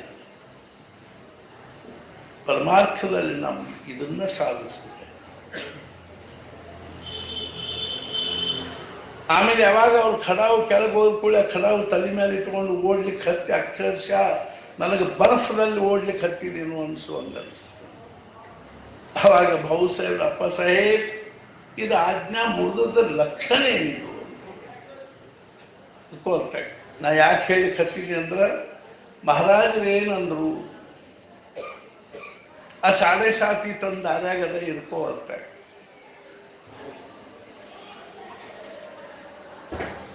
ಆದರೆ ಯಾರು ತಮ್ಮ ಮನಸ್ಸನ್ನ ದೇಹದ ತಾದಾತ್ಮ್ಯತೆಯಿಂದ ಬಿಡುಗಡೆ ಮಾಡಿಕೊಂಡಿದ್ದಾರೋ, ಬೇರೆ ಮಾಡಿಕೊಂಡಿದ್ದಾರೋ, ಅವರಿಗೆ ದೇಹದ ಮೇಲಾಗ್ತಕ್ಕಂಥ ಗ್ರಹಗಳ ಗತಿಗನುಸಾರವಾಗಿ, ಪ್ರಾರಬ್ಧ ಗತಿಗನುಸಾರವಾಗಿ ಆಗ್ತಕ್ಕಂಥ ಕಷ್ಟ ಸುಖಗಳ ಸುಖ ದುಃಖ ಅವರಿಗೆ ಆಗುವುದಿಲ್ಲ. ಅಂದ್ರೆ ದೇಹವನ್ನು ಆರಾಮ ಇಡ್ಲಿಕ್ಕೆ ನಾವು ಪ್ರಯತ್ನ ಮಾಡಬೇಕು, ಅಥವಾ ದೇಹದಿಂದ ಮನಸ್ಸನ್ನ ಬೇರೆ ಮಾಡ್ಕೊಳ್ಳಿಕ್ಕೆ ಪ್ರಯತ್ನ ಮಾಡಬೇಕು. ದೇಹದಿಂದ ನಾವು ನಮ್ಮ ಮನಸ್ಸನ್ನು ಬೇರೆ ಮಾಡಿಕೊಂಡ್ವಿ ಅಂದ್ರೆ ಆ ದೇಹ ಏನಾದ್ರೂ ಅನುಭವಿಸ್ಕೋತ ಇರ್ಕೊಳ್ತಕ್ಕ ಮನುಷ್ಯ ಅಂತ.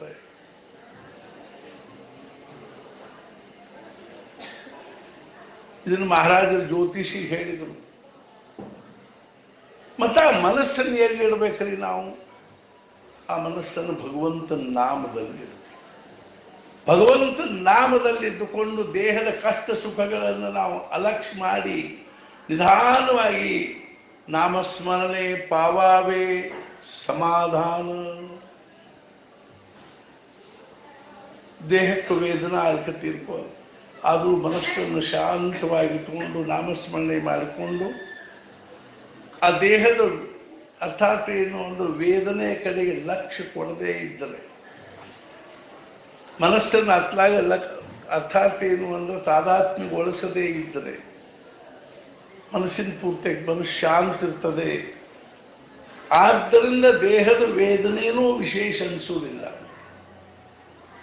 ಈಗ ನೋಡ್ರಿ ಹೆಂಗಿರ್ತದೆ ಹೇಳ್ತದೆ, ಮನೆಯೊಳಗೆ ಏನೋ ಒಂದು ಮದುವೆ ಅದ, ಕಾರ್ಯಕ್ರಮ ಅದ, ಹೆಣ್ಮಕ್ಳು ಧಡಪಡ ಓಡಾಡ್ತಿರ್ತಾರೆ. ಯಾರಿಗೋ ಕಾಲಿಗೆ ಪೆಟ್ಟು ಹತ್ತಿದೆ, ರಕ್ತ ಬರ್ತದೆ. ಆದ್ರೆ ಹೆಣ್ಮಕ್ಳಿಗೆ ಆ ಹೆಣ್ಮಗಳಿಗೆ ಬಹಳ ಜವಾಬ್ದಾರಿ ಇರ್ತದೆ ಮನೆಯೊಳಗೆ. ಅವಾಗ ಏನ್ ಮಾಡ್ತಾರೆ, ಇತ್ಲ ಓಡಾಡ್ತಿರ್ತಾರೆ. ಬಾಕಿದವ್ರು ನೋಡ್ರಿ ಅಲ್ಲಿ ಎಷ್ಟು ರಕ್ತ ಬರ್ಲಿಕ್ಕೆ ಹತ್ತದ, ಸ್ವಲ್ಪ ಏನಾದ್ರು ಇದನ್ನ ಮಾಡ್ಕೊಡ್ರಿ, ಇರ್ಕೊಳ್ತಾಕ ಆಕಿ ಲಕ್ಷ್ಯ ಇಲ್ಲ ಅವ್ರ ಕಡೆಗೆ. ಅರ್ಥಾತ್ ಏನು ಅದ್ರ ಕಡೆ ಲಕ್ಷ್ಯ ಕೊಡದೇ ಆಕೆ ತನ್ನ ಕೆಲಸದ ಕಡೆ ಲಕ್ಷ್ಯ ಕೊಟ್ಟಿರೋದ್ರಿಂದ ಆ ದೈಹಿಕ ವೇದನಾದ ಕಡೆ ಆಕೆಗೆ ಲಕ್ಷ್ಯ. ಅದ್ರ ಬಗ್ಗೆ ಆಕೆಗೆ ತ್ರಾಸು ಅನಿಸೋದಿಲ್ಲ, ವೇದನಾನು ಅನಿಸೋದಿಲ್ಲ. ವೇದನಾ ಆಗ್ತದೆ ಖರೆ, ಮನಸ್ಸು ಶಾಂತ ಸ್ವಸ್ಥ, ಮನಸ್ಸು ಉತ್ಸಾಹ. ಆ ಕೆಲಸ ಮಾಡ್ಬೇಕು, ಈ ಕೆಲಸ ಮಾಡ್ಬೇಕು, ಅದನ್ನ ತಡ್ಕೊಳ್ಬೇಕು. ಆಕೆಗ ಇದು ಕಾಲಿನ ಕಡೆಗೆ ಪೆಟ್ಟು ಹತ್ತಿದ್ರ ಕಡೆ ರಕ್ತ ಸೋರ್ತಿರ್ತದೆ, ಹಂಗೆ ಲಕ್ಷ್ಯ ಹಿಡಿದ್ರು ಆಕಿನ್ನ ಏನ್ ಮಾಡ್ತಾರಂದ್ರೆ ಉಪಚಾರ ಮಾಡಿ ಇಟ್ಟೋದ್ ಬಿಡ್ರಿ, ಆಮೇಲೆ ನಾವು ಮಾಡ್ಕೊಳ್ಳೋಣ ಅಂತ. ಇದೆಲ್ಲ ಮುಗಿಲಿ, ಆಮೇಲೆ ನಾವು ಅದಕ್ಕೆ ಏನಾರು ಹಚ್ಕೊಂಡ್ರೆ ಆತಿ. ನೋಡ್ರಿ, ಈ ಮನಸ್ಸಿನ ಇದೊಂದು ಯುಕ್ತಿ ಬಹಳ ವಿಲಕ್ಷಣ ಅದ. ಇದ್ರೊಳಗಿಂದ ಎಲ್ಲ ದುಃಖ ನಿರ್ಮಾಣ ಆಗೋದು, ಇದ್ರೊಳಗಿಂದ ಸಮಾಧಾನ ನಿರ್ಮಾಣ. ನಾವು ದೇಹದ ಜೊತೆಗೆ ಮನಸ್ಸನ್ನು ತಾದಾತ್ಮ್ಯ ಮಾಡಿದ್ವಿ ಅಂದ ಕೂಡಲೇ ಮುಗಿದು ಹೋಗ್ತರಿ. ಮನಸ್ಸಿಂದ ಎಲ್ಲ ಒಂದೇನು ದೋಷ ದೌರ್ಬಲ್ಯಗಳನ್ನು ನಾವು ಶರೀರದಲ್ಲಿ ತುಂಬಿಕೊಂಡು ಆ ಶರೀರದಿಂದ ಶರೀರಕ್ಕೆ ಉಂಟಾಗ್ತಕ್ಕಂಥ ಕಷ್ಟ ಸುಖಗಳಲ್ಲಿ ಮನಸ್ಸು ಅಸ್ವಸ್ಥ ಆಗಿಬಿಡುತ್ತೆ. ಸತ್ಪುರುಷರ ವೈಶಿಷ್ಟ್ಯ ಏನಿದೆ ಇದು, ಅವ್ರ ಮನಸ್ಸು ಬ್ಯಾರೆ, ದೇಹ ಬ್ಯಾರೆ.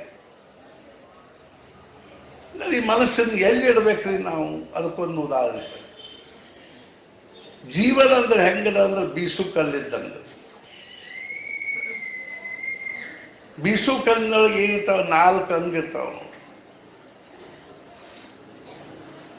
ಈಗೆಲ್ಲ ಇದು ಮಿಕ್ಸಿ ದಿವಸ ಆಗಿರೋದ್ರಿಂದ ಬೀಸು ಕಲ್ಲು ಯಾರಿಗೆ ಮನ್ಯಾಗ ಬಹಳ ಕ್ವಚಿತ್ ಎಲ್ಲಾರು ಇರ್ತಾವ. 4 ಅಂಗಿ ಯಾವ್ಯಾವು ಅಂದ್ರೆ ಕೆಳಗೊಂದು ಪಾಳೆ ಅದ. ಆ ಕೆಳಗಿನ ಪಾಳೆ ಗಟ್ಟೆ ತಿರುಗಬಾರ್ದು ಅಂತ ನೆಲದಾಗಿನ ಒಂದು ಗೂಟ ಅದ. ಆ ಗೂಟಕ್ಕೆ ಕೆಳಗಿನ ಪಾಳೆ ಫಿಕ್ಸ್ ಮಾಡಿರ್ತಾರೆ. ಮ್ಯಾಲೊಂದು ಪಾಳೆ ಅದ. ಆ ಮ್ಯಾಲಿನ ಪಾಳೆಗೆ ಮ್ಯಾಲೊಂದು ಗೂಟ ಅದ. ಕೆಳಗೆ ನೆಲದಾಗ ಒಂದು ಗೂಟ, ಮ್ಯಾಲೊಂದು ಗೂಟ, ಕೆಳಗೊಂದು ಪಾಳೆ, ಮ್ಯಾಲೊಂದು ಪಾಳೆ. ಅವಾಗ ನಾವಲ್ಲಿ ಕೆಳಗಿನ ಪಾಳೆ ಗಟ್ಟಿ ಅದ, ತಿರ್ಗಂಗಿಲ್ಲ.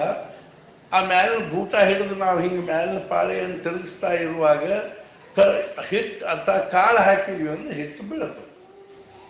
ಎರಡೂ ಪಾಳೆ ತಿರುಗಿದ ಹಿಟ್ಟು ಬೀಳ್ತಾ ಇತ್ತು, ಬೀಳಂಗಿಲ್ಲ. ಹೆಂಗೋ ಹಂಗೇನ ನಮ್ಮಲ್ಲೂ 4 ಅಂಗವ. ಯಾವ್ಯಾವ ರೀ? ಈ ನಮಗೆ ನಮ್ಮ ಲಕ್ಷ್ಯಕ್ಕೆ ಬರುವಂಥವು ಏನವ ಅಂದ್ರೆ 2 ಅವ. ಒಂದು ಮನಸ್ಸು, ಒಂದು ದೇಹ. ಇನ್ಯಾರಡವ ಅವು ಏನು ಅವ್ಯಕ್ತವ, ನಮ್ಮೊಳಗ ಅವ. ಒಂದ್ಯಾವುದು ಕೆಳಗಿನ ಭೂತ ಅನ್ನುವಂಥ ಭಗವಂತ, ಇನ್ನೊಂದು ಯಾವುದು ಪ್ರಾರಬ್ಧ ಅನ್ನುವಂಥ ಮ್ಯಾಲಿನ ಭೂತ. ಭಗವಂತ ಅನ್ನುವಂಥ ಕೆಳಗಿನ ಭೂತ, ಪ್ರಾರಬ್ಧ ಅನ್ನುವಂಥ ಮ್ಯಾಲಿನ ಭೂತ. ಇವು ಕಣ್ಣಿ ಕಾಣಿಸಂಗಿಲ್ಲ, ಅವು.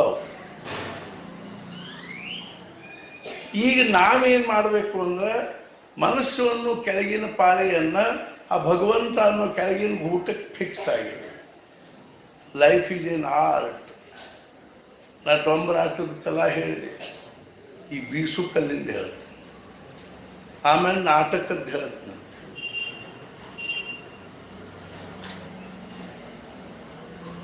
ನಾವು ಕೆಳಗಿನ ಭೂತಕ್ಕೆ ಅದನ್ನ ಫಿಕ್ಸ್ ಮಾಡಿಬಿಡ್ತೀವಿ, ಆ ಕೆಳಗಿನ ಪಾಳೆ ತಿರುಗಂಗಿಲ್ಲ. ಹೆಂಗುವಾಗ ಮನಸ್ಸು ಅನ್ನುವಂಥ ಕೆಳಗಿನ ಪಾಳೆಯನ್ನ ಭಗವಂತ ಅಥವಾ ಭಗವಂತನ ನಾಮ ಅಥವಾ ಭಗವಂತನ ಭಕ್ತಿ ಅಥವಾ ಸತ್ಸಂಗ ಅಥವಾ ಸ್ವಾಧ್ಯಾಯ ಅಥವಾ ಮತ್ತಾವುದಾದ್ರೂ ಜಪ ತಪ ಅನುಷ್ಠಾನ, ಒಂದು ಮಾತು ಹೇಳ್ತೀನಿ ಅದಕ್ಕೂ ಮುಂಚೆ. ಈಗೇನದ ರೀ, ಈಗ ವೇದಾಂತದಲ್ಲಿ ಅಥಾತೋ ಬ್ರಹ್ಮ ಜಿಜ್ಞಾಸ ಅಂತ ಒಂದು ಸೂತ್ರ. ಅತಃ ಬ್ರಹ್ಮ ಜಿಜ್ಞಾಸ ಕರ್ತವ್ಯ. ಅಥ ಅಂದ್ರೆ ಅನಂತರದಲ್ಲಿ, ಅತಃ ಅಂದ್ರೆ ಆದ್ದರಿಂದ ಬ್ರಹ್ಮ ಜಿಜ್ಞಾಸೆ ಮಾಡಬೇಕು ಅಂತ ಹೇಳಿ.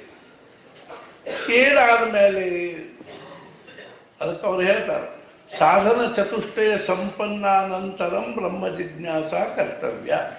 ಸಾಧನ ಚತುಷ್ಟಯ 4 ಸಾಧನೆಗಳಲ್ಲಿ ಅವ ಎಕ್ಸ್ಪರ್ಟ್ ಆದ ಅಂದ್ರೆ, ಸಂಪನ್ನ ಆದ ಅಂದ್ರೆ ಬ್ರಹ್ಮ ಜಿಜ್ಞಾಸೆ ಮಾಡಬೇಕು.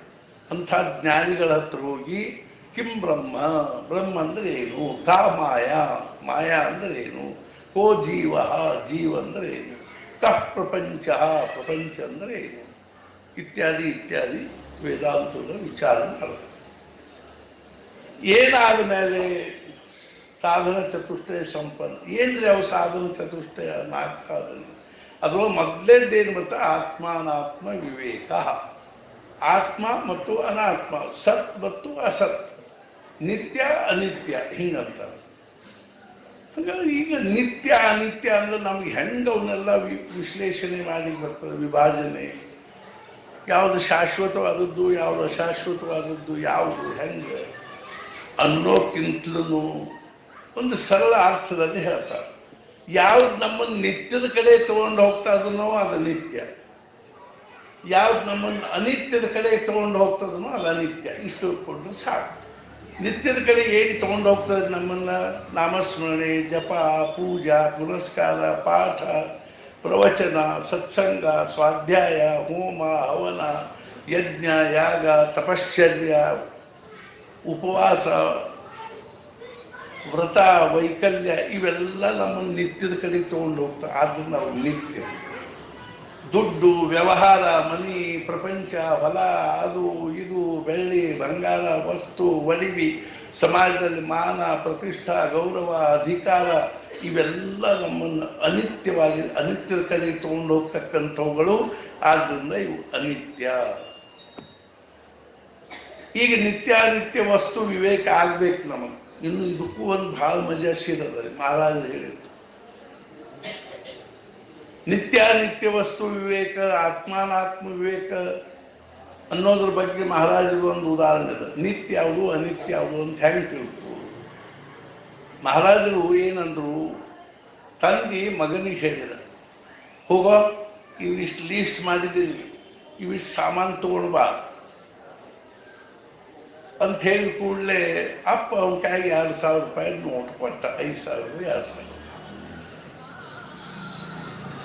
2,000 ರೂಪಾಯಿ ನೋಟ್ ಕೊಟ್ಟು ಹೇಳ್ದ, ಇವಿಷ್ಟು ಸಾಮಾನು ತೊಗೊಂಡು ಬಾ ನಮ್ಮ ಅಂಗಡಿಯಾಗ ಅಂದ್ರೆ ನಮ್ದೇನು ಉದ್ರಿ ಅಂಗಡಿದ ಅದು. ಆ ಹುಡುಗ ಹೋಗಿ ಅವ್ರ ಕೈ ಚೀಟಿ ಕೊಟ್ಟ. ಅವನ ಸಾಮಾನೆಲ್ಲ ರೆಡಿ ಮಾಡಿ ಇಡಿಸಿದ.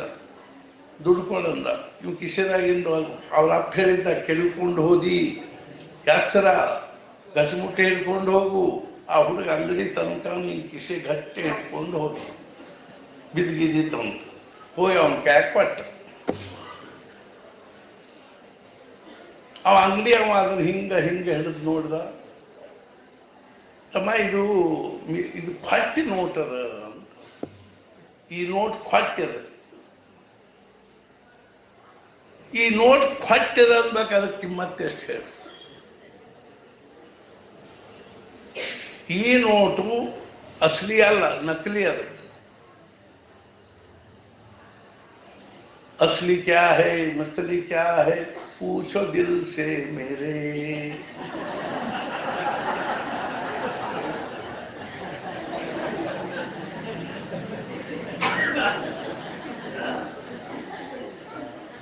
ಈ ನೋಟ್ ನಕಲಿ ಅದ ಅಂತ ಅವ್ನು ತಿರುಗಿ ಮತ್ತೆ ಅಷ್ಟ ಗಟ್ಟಿ ಹಿಡ್ಕೊಂಡ್ ಬರ್ತಾನೇನ್ರಿ. ಹೋಗದ್ ಬಿಡ್ತಾನ. 10 ಪೈಸೆ ಕಿಮ್ಮತ್ತಿಲ್ಲ ಅದಕ್ಕೆ. ಹೆಂಗೋ ಆಗಿ ಸತ್ಪುರುಷರು ಹೇಳಿದ್ರು ಪ್ರಪಂಚ ಮಿಥ್ಯ ಅದ, ಕ್ವಾಟ್ಯದ, ನಕಲಿ ಅದ. ಒಬ್ಬರದೇ ಒಗದಿವೇನ್ರಿ? ಆ ಡೂಪ್ಲಿಕೇಟ್ ನೋಟ್ ಒಗದಾಗ ಒಬ್ಬರದೇ ಒಗದಿವೇನ್ರಿ? ಅಂದ್ರೆ ನಮ್ಮ ನಿತ್ಯ ಅನಿತ್ಯ ವಸ್ತು ವಿವೇಕಿಲ್ಲ. ಇಹಾಮೂತ್ರ ಫಲಭೋಗ ವಿರಾಗ. ಇಹ ಅಂದ್ರೆ ಈ ಪ್ರಪಂಚದಾಗಿಂದು, ಅಮೂತ್ರದ ಸ್ವರ್ಗ ಇತ್ಯಾದಿ ಆಲೋಕದಾಗಿ ಇವುಗಳ ವಿಷಯದಲ್ಲಿ, ಈ ಪ್ರಪಂಚದ ಸುಖಗಳ ವಿಷಯದಲ್ಲಿ ನಮಗೆ ಹೆಂಗ ಅನಿಸಬೇಕು ಅಂದ್ರೆ ಕಾಕವಿಷ್ಠಾವತ್ ಅಂತ ಬರೀತಾರೆ. ಕಾಗಿ ಹೊಲಸು ಹೆಂಗ ಹೊಲಸಿನ ಬಗ್ಗೆ ನಮ್ದು ಹೆಂಗ್ ಪ್ರತಿಕ್ರಿಯೆ ಇರ್ತದನೋ ಹಂಗೆ ಪ್ರಪಂಚದ ವಿಷಯಗಳಲ್ಲಿ ಆ ಕಾಗಿ ಹೊಲಸು ಅನಿಸಿದಂಗೆ ಅನಿಸ್ಬೇಕು ಪ್ರಪಂಚದ ವಿಷಯ. ಭಾಳ ಕೇಳ್ಬೇಡ ಬಿಡ್ರಿ, ಇದನ್ನ ಬರೇ ಅದನ್ನ ಬರೇ ಬಿಡಿಸಿ ಹೇಳ್ಬೇಡ್ರಿ. ತಲೆ ಕೆಟ್ಟು ಹೋಗಿತ್ತಿಲ್ಲ. ಆಮೇಲೆ ಇದನ್ನ ಹೇಳ್ಯಾರ 6 ಗುಣ ಇರ್ಬೇಕಂತ. ಶಮ, ದಮ, ತಿತಿಕ್ಷಾ, ಉಪರತಿ, ಶ್ರದ್ಧಾ, ಸಮಾಧಾನ. ಅಯ್ಯೋ, ಶಮ ಅಂದ್ರ ಮನೋನಿಗ್ರಹ, ದಮ ಅಂದ್ರೆ ಇಂದ್ರಿಯ ನಿಗ್ರಹ, ಶಮ ದಮ ತಿತಿಕ್ಷಾ. ಸಹನಂ ಸರ್ವ ದುಃಖಾನಾಂ ಅಪ್ರತೀಕಾರ ಪೂರ್ವಕಂ ಚಿಂತಾ ವಿಲಾಪ ರಹಿತಂ ಸಾ ತಿತಿಕ್ಷಾ ಇತಿ ಕಥ್ಯತೆ. ಎಲ್ಲ ದುಃಖಗಳನ್ನು ಸಹನ ಮಾಡಿಕೊಳ್ಳಿ. ಮನ್ಯಾಗಿನ್ನೂ ಆಗಲಿ, ಹೊರಗಿನ್ನೂ ಆಗಲಿ, ಮಸದಾಗ ಇನ್ನೂ ಆಗಲಿ, ಪ್ರಪಂಚದಾಗಿನ್ನೂ ಆಗಲಿ, ಯಾರು ಏನಂದ್ರು ಸಹನ ಮಾಡಿ, ಬಡದ್ರು ಸಹನ ಮಾಡ್ತಾರೆ. ನಮ್ಗೆ ಎಷ್ಟು ನಂದೇನು ತಪ್ಪಿಲ್ಲ, ಹಿಂಗೆ ಯಾಕಂತಾರೆ ನೀವು ಅಂತಾರೆ. ಬರ್ತಾರೆ ನಿನ್ನೊಳಗೆ ಅವನು ತಪ್ಪು ಕಂಡದಂತ ಹೊರದಾನ. ಮತ್ತೆ ಅವ್ನು ಹೇಳ್ತಾನ, ನಮ್ಮ ಬೆನ್ನ ನಮಗೆ ಕಾಣಿಸಂಗಿಲ್ರಿ ಅಂತಾನ. ಅದು ನಮ್ಮ ದೋಷ ನಮಗೆ ಕಾಣಿಸಂಗಿಲ್ಲ ಅಂತ. ಏನಾಯ್ತು? ಶಮ ದಮ ತಿತಿಕ್ಷಾ ಸಹನ ಮಾಡಿಕೊಳ್ಳುವುದು. ಸಹನಂ ಸರ್ವ ದುಃಖಾನ ಪ್ರತಿಕಾರ ಮಾಡಂಗಿಲ್ಲ. ಮತ್ ಪ್ರತಿಕಾರ ಮಾಡಂಗಿಲ್ಲ ಅಂದ ಕೂಡ ಅವೇನಂತಾರ್ರಿ, ಅದಕ್ಕೆ ನಿಗಂಗಿಲ್ರಿ, ಅದಕ್ಕೆ ಸುಮ್ಮನೆ ಕೂಡ್ತಾರ. ಮೈಯಾಗ ದಮ್ಮಿಲ್ಲ, ಅದಕ್ಕೆ ಸುಮ್ಮನೆ ಬೈಸ್ಕೊಂಡು ಕೂಡ್ತಾನ. ಯಾಕಂದ್ರೆ ಪ್ರತಿಕಾರ ಮಾಡಬಾರ್ದು ಅಂತ ಹೇಳಿ ಶಾಸ್ತ್ರದಾಗ. ಹಂಗಾರೆ ಅತುಗೊತ್ತ ಕೂಡ್ಬೇಕೇನು ಅಂದ್ರೆ ಚಿಂತಾ ವಿಲಾಪ ರಹಿತಂ. ಹಂಗೂ ಇಲ್ಲ, ಚಿಂತೆ ಮಾಡಂಗೂ ಇಲ್ಲ. ಸಾ ತಿತಿಕ್ಷಾ. ಉಪರತಿ ಅಲಂಬುದ್ಧಿ. ಸಾಕ್ಪಾಯ ಪ್ರಪಂಚದ ವಿಷಯ ನಾವು ಅನುಭವಿಸಿದ್ವಿಲ್ಲೋ. 25 ವರ್ಷ ಆಯ್ತು ಪ್ರಪಂಚದಲ್ಲಿ ಗೃಹಸ್ಥಾಶ್ರಮದಲ್ಲಿ ಇದ್ಕೊಂಡು ಮದುವೆ ಮಾಡಿಕೊಂಡು ಸಾಕಿನ್ನು ಈ ಪ್ರಪಂಚದ ವಿಷಯ ಅಂತ ಅನಿಸ್ಬೇಕು. ಇನ್ನೊಂದು 5 ವರ್ಷ ತೋಡ್ರಿ, ಯಾರು ಬೆಳೆದಂತಾರೆ.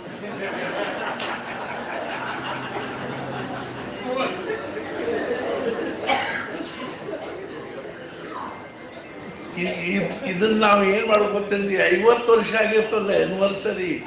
ಅವ್ರಿಗೆ ಹೇಳ್ಬೇಕು ನೋಡಿ, ಇಲ್ಲದೆ ಮೂಸಿರೋ ಬಾರ.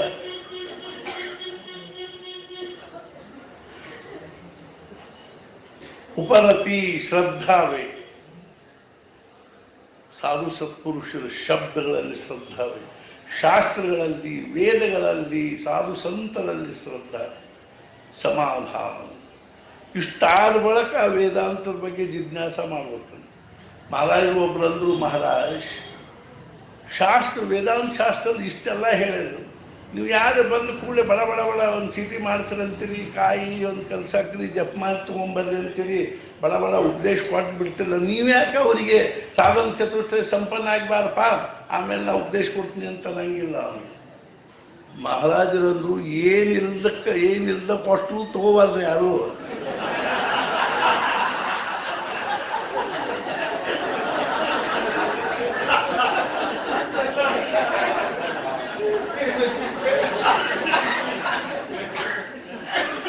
ಕೊಡ್ತೀವಿ ಬರ್ತೀವಿ.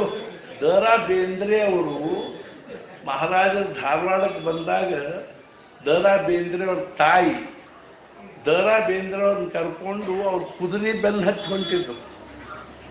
ಛಗಡಿ ಬೆನ್ನು ಹತ್ತಿ ನನಗೆ ಉಪದೇಶ ಕೊಡ್ರಿ ಅಂತ ಅವರೇ ಹೇಳಿದ್ರು. ಅವ್ರ ಮನೆಗೆ ಹೋದಾಗ ದ.ರಾ. ಬೇಂದ್ರನೂ ಹೇಳಿದ್ರು.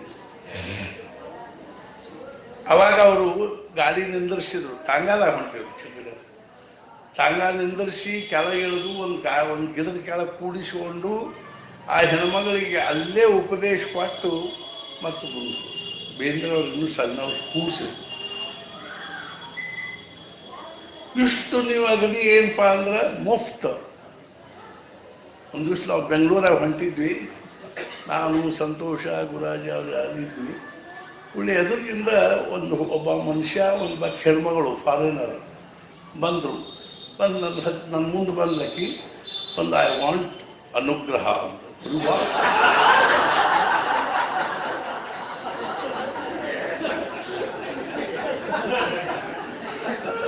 ಅದು ಎಲ್ಲಿ ಶಬ್ದ ಕೇಳಿದ್ರು ಗೊತ್ತಿಲ್ಲ. ಐ ವಾಂಟ್ ಅನುಗ್ರಹ ಅಂದು ಕಮ್ ನಿಯರ್ ಅಂತಂದೆ, ಕಮ್ ಹಿಯರ್ ಅಂತಂದೆ. ಅಂದ್ಕೂಡಿ ಬಂದರು. ಅಲ್ಲೇ ಹಾಕಿ ಮಾರಿ ತಲೆ ಮೇಲೆ ಒಂದಿದ್ರು ಒಂದು ಉಪ್ಪನ್ನು ಹಾಕಿ ಉಪದೇಶ ಮಾಡಿ, ಎಸ್ ಯು ಮೇ ಗೋ. ಯಾಕೊಂದು ಮಾಲಿ ಕೊಡಂದು. ಮತ್ತು ಗುರಾಜಿಗೂ ಹೇಳಿದೆ, ಒಂದು ಮಾಲಿ ಇದ್ದು ನೋಡಪ್ಪ ಕೊಟ್ಬಿಡಪ್ಪ ಅಂತ. ಥ್ಯಾಂಕ್ ಯು ಅಂದ್ರು. ಎಷ್ಟು ಇಷ್ಟು ಈಜಿ ಇರ್ಬೇಕ್ರಿ ಅದ.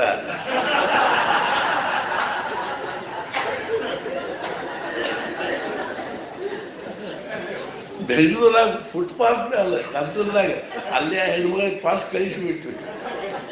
ಹಂಗೆ ಮಾಡಬಾರ್ದು, ಖರೆ ಹಂಗೆ ಮಾಡೋದು ಪದ್ಧತಿ ಅಲ್ಲ.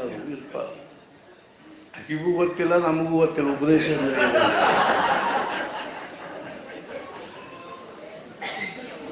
ಅರ್ಥಾತ್ ಯಾಕೆ ಹೇಳ್ತೀನಿ ಅಂದ್ರೆ, ನೀವ್ಯಾಕೆ ಈ ಜಪ ನಮಗೆ ಉಪದೇಶ ಕೊಡ್ರಿ ಅಂತ ಬಂದವ್ರಿಗೆ ಅನ್ನೋದಿಲ್ಲ. ಮಹಾರಾಜರು ಎಷ್ಟು ಚಂದ ಹೇಳಿದ್ರು ಅಂದ್ರೆ, ಮಹಾರಾಜ್ ಹೇಳಿದ್ರು, ಅಪ್ಪ ಮಗನಿಗೆ ಹೇಳಿದ, ಮಗನ ವಯಸ್ಸಾಗ್ಯಾವ ಮದುವೆ ಮಾಡ್ಕೋ. ಅವ ಹ್ಞೂ ಅಂದ. ಹುಚ್ಚಿತ್ರಿ ಅದು ಒಮ್ಮೆಲೆ ಹ್ಞೂ ಅಂದ್ ಬಿಡ್ತದ.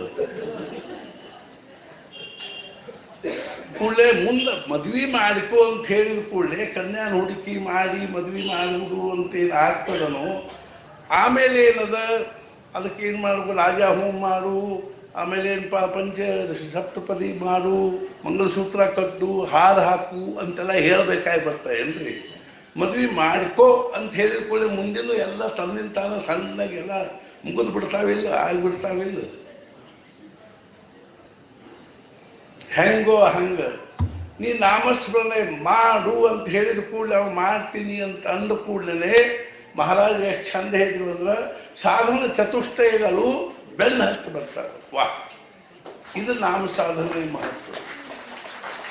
ಕಾಳಜಿ ಮಾಡೋ ಕಾರಣನೇ ಇಲ್ಲ. ಆತ್ಮಾನಾತ್ಮ ವಿವೇಕ ಅಂದ್ರೇನು, ಯಾ ಮೂತ್ರ ಫಲ ಭೋಗ ವಿರಾಗ ಅಂದ್ರೇನು, ಸಾಧನ ಅರ್ಥಾತ್ ಶಮದಮಾದಿ ಷಟ್ ಸಂಪತ್ತಿ ಅಂದ್ರೇನು, ಕಾಳಜಿ ಮಾಡೋ ಕಾರಣ ಮನಪೂರ್ವಕವಾಗಿ ನಾಮಸ್ಮರಣೆ ಮಾಡ್ಲಿಕ್ಕೆ ಹತ್ರಿ ಅಂದ್ರೆ, ಯಾವ್ದು ಅನಾತ್ಮದನೋ, ಯಾವ್ದು ನಮ್ಮನ್ನು ದುಃಖದ ಕಡೆ ತಗೊಂಡು ಹೋಗ್ತದನೋ, ಯಾವ್ದು ಅನಿತ್ಯದ ಕಡೆ ತಗೊಂಡು ಹೋಗ್ತದೆ, ಸ್ವಾಭಾವಿಕವಾಗಿ ಬೇಡ ಬೇಡ ಬೇಡ. ಯಾವ್ದು ನಮ್ಮನ್ನು ನಿತ್ಯದ ಕಡೆ ತಗೊಂಡು ಹೋಗ್ತದೆ, ನಾನು ಮಾಡ್ಬೇಕು ಮಾಡ್ಬೇಕು ಮಾಡ್ಬೇಕು. ನಾವೆಲ್ಲರೂ ಇಲ್ಲಿ ಬರುವುದು ಎದಕ್ಕಾಗಿ ನಮ್ಮನ್ನು ಇದು ನಿತ್ಯದ ಕಡೆ ತಗೊಂಡು ಹೋಗ್ತದೆ. ನಾವೆಲ್ಲರೂ ಸಿನಿಮಾ ಟಾಕಿ ಹೋಗುವುದು ಎದ್ರ ಸಲುವಾಗಿ?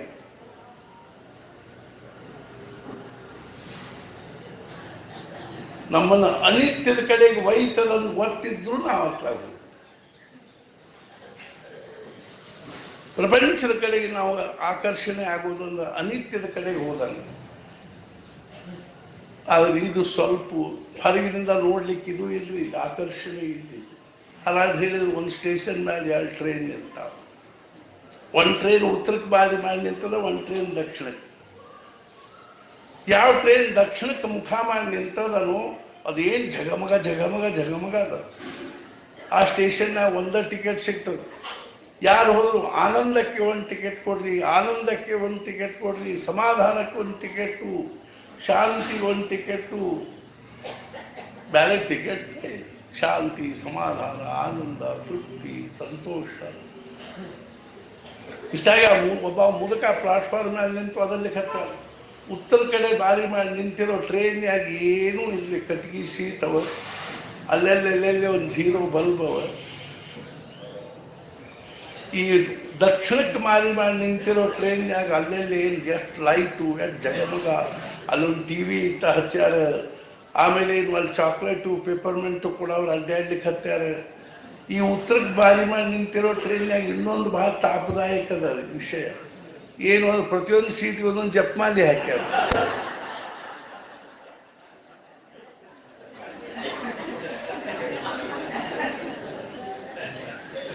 ನಿಮಗೆ ಬ್ಯಾಸರ ಬಂದ್ರೆ ಜಪ ಮಾಡ್ಕೊಂಡು ಕೂಡ್ರಿ ಅಂತ ನಾವು ಉಲ್ಟಾ ಹೇಳಿದ್ವಿ.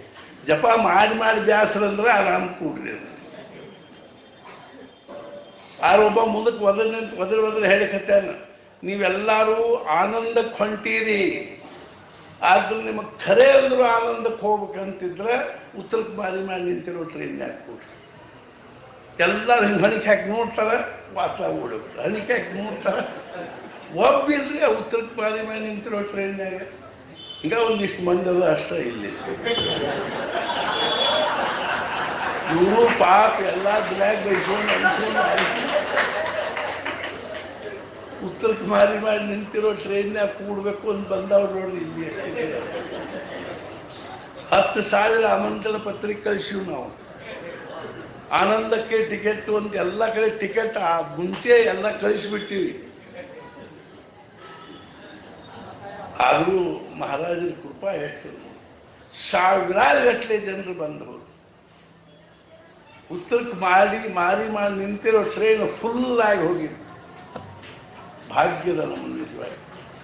ಅವೆಲ್ಲ ಹೋಗೋಗಿ ದಕ್ಷಿಣಕ್ಕೆ ಬಾರಿ ಮಾಡಿ ನಿಂತಿರೋ ಟ್ರೈನ್ಯಾಗ ಕೂಡೋದು, ನಡ್ಕೊಂಡು ಚಾಕ್ಲೇಟು, ಪೇಪರ್ಮೆಂಟು, ಐಸ್ ಕ್ರೀಮು ತಿನ್ಕೋತ ಮುಂದೆ ಒಯ್ದು ಒಂದು ದೊಡ್ಡ ಜಗ್ನ ಒಗದು ಬಿಡ್ತು ಅಂದ್ರೆ ಚಾಕ್ಲೇಟು ಹೋತು, ಪೇಪರ್ಮೆಂಟು.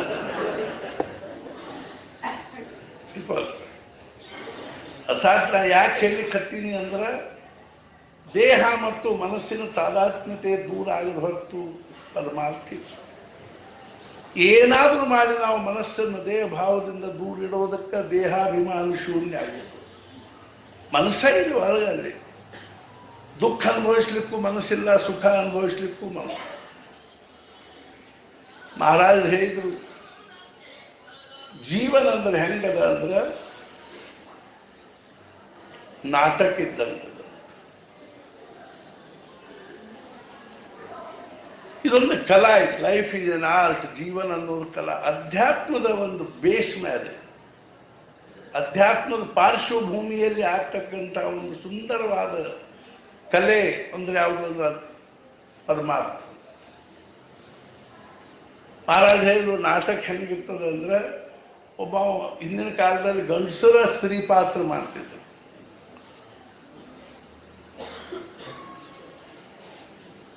ಗಂಡಸರು ಸ್ತ್ರೀ ಪಾತ್ರ ಮಾಡ್ತಾರೆ. ನಾವು ನೋಡಿ ಬಾಲಗಂಧರ್ವ ಏನಾಗ್ತಿದ್ದ ಅಂದ್ರೆ, ಎಂಥ ವಿಲಕ್ಷಣ ಪಾತ್ರ ಹಾಕೋತಿದ್ದ, ಧಾರಣೆ ಮಾಡ್ತಿದ್ದ ಅಂದ್ರೆ, ತದ್ರೂಪ ಹೆಣ್ಮಗಳ ಆಕಿ. ಅರ್ಥಾತ್ ಆ ಬಾಲಗಂಧರ್ವ ನೋವಾದಿ ಸೀರೆ ಉಟ್ಕೊಂಡು ನಿಂತ ಅಂದ್ರೆ ಗಂಡಸು ಅಂತ ಯಾರಿಗೂ ಕಲ್ಪನಾ ಮಾಡ್ಲಿಕ್ಕೆ ಶಕ್ತಿ. ನಮ್ಮಲ್ಲಿ ಈಗ ನೋವಾಗಿ ಹುಟ್ಟಿದ್ರೆ ನೋಡ್ಬೇಕು ಒಬ್ಬರು ಗಂಡಸು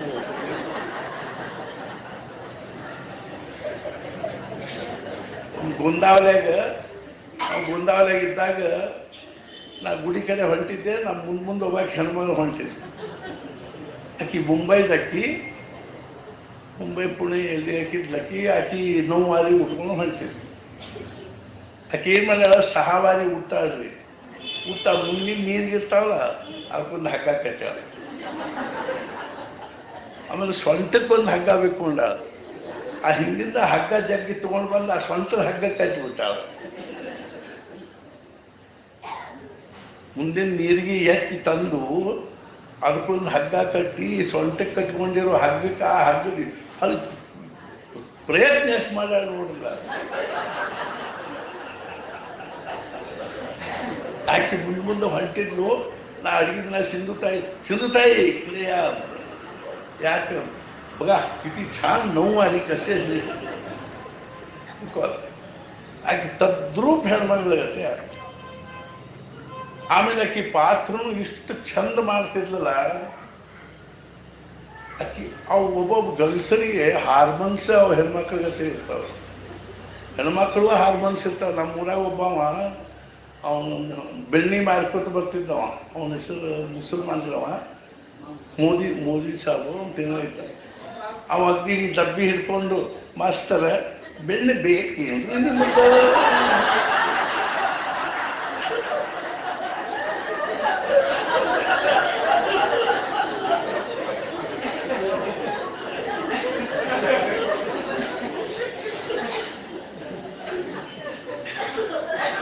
ಕಂಪೇರ್ ಮಾಡಿ ಒಬ್ರು ಅಡಿಗೆಯವ್ರು ಬರ್ತಿದ್ರು. ಅವ್ರು ಹಿಂಗೆ ನಳಕ್ ಬಡಿಸು ಊಟಕ್ಕೆ ಕೂತಿರ್ತಿದ್ವಿ. ಅವ್ರು ಬಂದಾಗ ಅವಧೂತ್ರೆ ನಿಮ್ಗೊಂದು ಚಟ್ನಿ ಮಾಡ್ಕೊಂಡು ಬಂದಿ.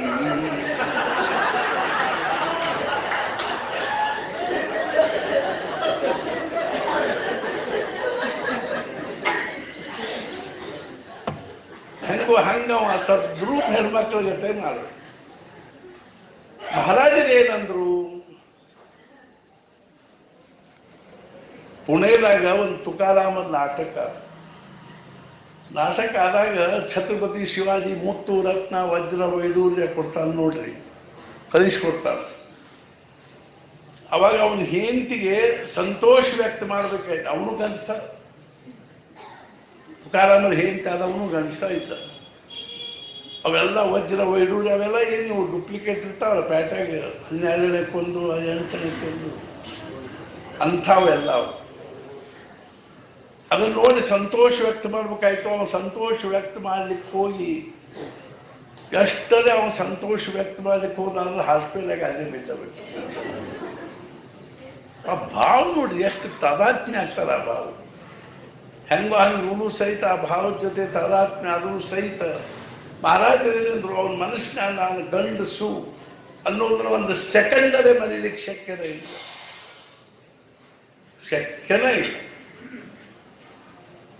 ಹೆಂಗೋ ಹಂಗ ನಾವು ಪ್ರಪಂಚದ ಭಗವಂತ ಇದ್ರ ಬಗ್ಗೆ ಇನ್ನೊಂದು ಚೂರು ಬೇರೆ ಒಂದು ಉದಾಹರಣೆ ಹೇಳ. ಒಬ್ರು ಮಹಾರಾಜ ಕಡೆಗೆ ಬಂದರು. ಮಹಾರಾಜ ಕಡೆಗೆ ಬಂದು ಏನಂದ್ರು, ಮಹಾರಾಜ್ ನಿರ್ಗುಣ ನಿರಾಕಾರನಾಗಿರ್ತಕ್ಕಂಥ ಭಗವಂತ ಈ ಸಗುಣ ಅರ್ಥಾತ್ ಏನು ಅಂದ್ರೆ ಈ ಪ್ರಪಂಚದಲ್ಲಿ ಹೆಂಗ ವ್ಯವಹರಿಸ್ತಾನ ಅಂತ. ಅವರು ಮರಾಠಿ ಪುಸ್ತಕವನ್ನು, ಪ್ರವಚನ ಪುಸ್ತಕ ಹಿಂದಿಯಲ್ಲಿ ಮಾಡ್ಯಾರ. ಅವಾಗ ಮಹಾರಾಜರನ್ನು ನೀವು ಏನ್ ಮಾಡ್ತೀರಿ ಅದಕ್ಕೆ ಅವರಂದ್ರು, ನಾನು ಸಿನಿಮಾದ ಕಥೆ ಬರೀತೀನಿ ಅಂತ.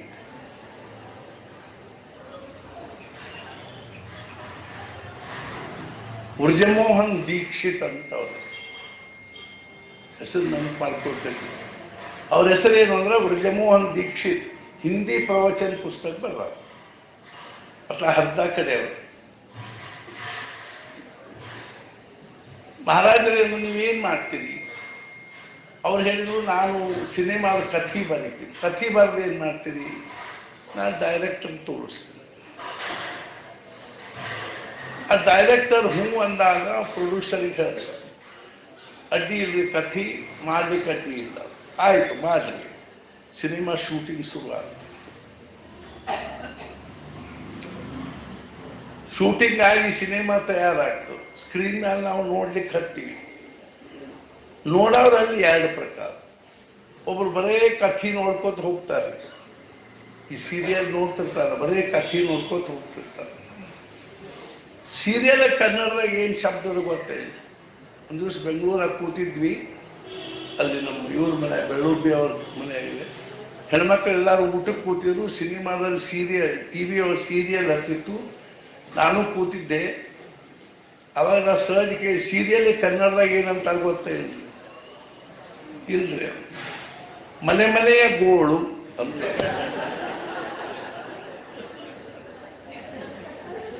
ನಮ್ಮ ಮನೆ ಗೋಳು ಸಾಕಾಗದಕ್ಕೆ ಮಂದಿ ಮನೆ ಗೋಳು ನೋಡ್ಕೊ.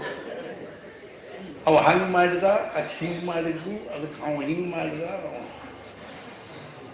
ನಾವು ನೋಡ್ತೀವಿ ಸಿನಿಮಾ. ನೋಡೋದ್ರೆ ಎರಡು ಪ್ರಕಾರ.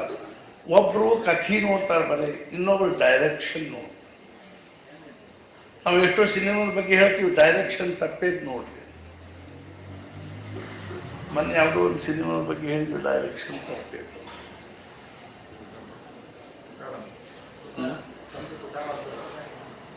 ಹಾ, ತುಕಾರಾಮ್ ಮಹಾರಾಜರ ಪ್ರಸಿದ್ಧ ಸಿನಿಮಾ ಅದು, ಡೈರೆಕ್ಷನ್ ತಪ್ಪೇ. ನಾನು ನೋಡಿ ಸೂಕ್ಷ್ಮವಾಗಿ ನೋಡಿ ಹೇಳಿದ್ದೆ. ಏನ್ ತಪ್ಪೇದ ಅಂದ್ರೆ, ತುಕಾರಾಮ್ ಮಹಾರಾಜರು ಅವರು ಬರೆದಿರೋ ಗಾಥಾ ಇಂದ್ರಾಯಣಿ ಒಗದ ಬಳಕ ಅಲ್ಲೇ ಒಂದು ಹಾಸುಗಲ್ ಮೇಲೆ 13 ದಿವಸ ಉಪವಾಸ ಕೊಡ್ತಾರೆ. 14ನೇ ದಿವಸ ಏನಾಯ್ತು ಅಂದ್ರೆ ಗಾಥಾ ತಾನ ಬಂತು. ಸಾಕ್ಷಾತ್ ಪಾಂಡುರಂಗನ ಆ ಗಾಥಾ ತಂದು. ಅವಾಗ ನಾ ಸೂಕ್ಷ್ಮವಾಗಿ ನೋಡಿದೆ. ಆವತ್ತಿನ ಸಿನಿಮಾದ ಆಕ್ಷನ್ ಮಾಡುವ ಸಲುವಾಗಿ ತುಕಾರಾಮರ ಪಾತ್ರ ಮಾಡಿದವರು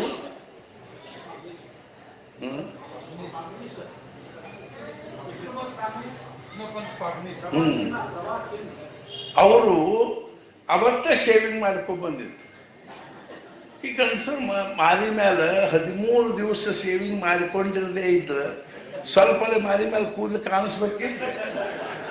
13 ದಿವಸ ಆ ಕಲ್ ಮೇಲೆ ಕೂತವ್ರು 14ನೇ ದಿವಸ ಶೇವಿಂಗ್ ಮಾಡ್ಕೊಂಡು ಹೆಂಗ್ ಬಂದ್ರು?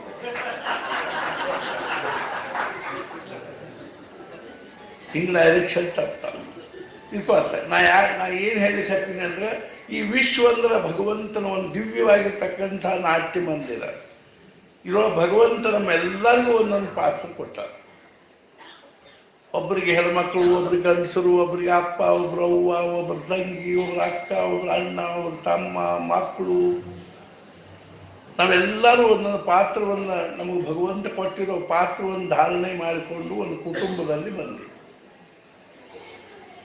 ಆ ಕುಟುಂಬದ ಪರಿಸ್ಥಿತಿ ಏನಾರೇ ಇರ್ಕೋತ, ಆ ಕುಟುಂಬದೊಳಗೆ ನಮ್ಮನ್ನು ಏನಾದರೂ ಒಂದು ಮಾಡಿರುವಲ್ಲ. ಆದ್ರೆ ನಾವೆಲ್ಲರೂ ಏನ್ ತಿಳ್ಕೊಳಿಕ್ ಬರ್ಬೇಕು ಅಂದ್ರೆ, ನಾವು ಪಾತ್ರ ಅಲ್ಲ, ಪಾತ್ರಧಾರಿ ಇದ್ದೀವಿ ಮೊದಲೇದ್ದು. ಈಗ ಯಾವ ಪಾತ್ರವನ್ನು ನಾನು ಅಭಿನಯ ಮಾಡ್ತಾ ಇದ್ದೀನೋ, ಈ ಪಾತ್ರ ನಾನಲ್ಲ. ನಾ ತಾಯಿ ಆಗಿದ್ರ ನಾನು ತಾಯಿ ಅಲ್ಲ, ತಂದೆ ಆಗಿದ್ರೆ ತಂದೆ ಅಲ್ಲ. ತಂದೆ ಪಾತ್ರ ಮಾಡ್ಲಿಕ್ಕೆ ಹತ್ತೀನಿ, ತಾಯಿ ಪಾತ್ರ ಮಾಡ್ಲಿಕ್ಕೆ ಹತ್ತೀನಿ, ಬಾಂಡಿ ತೊಳಾಕಿ ಪಾತ್ರ ಮಾಡ್ಲಿಕ್ಕೆ ಹತ್ತೀನಿ.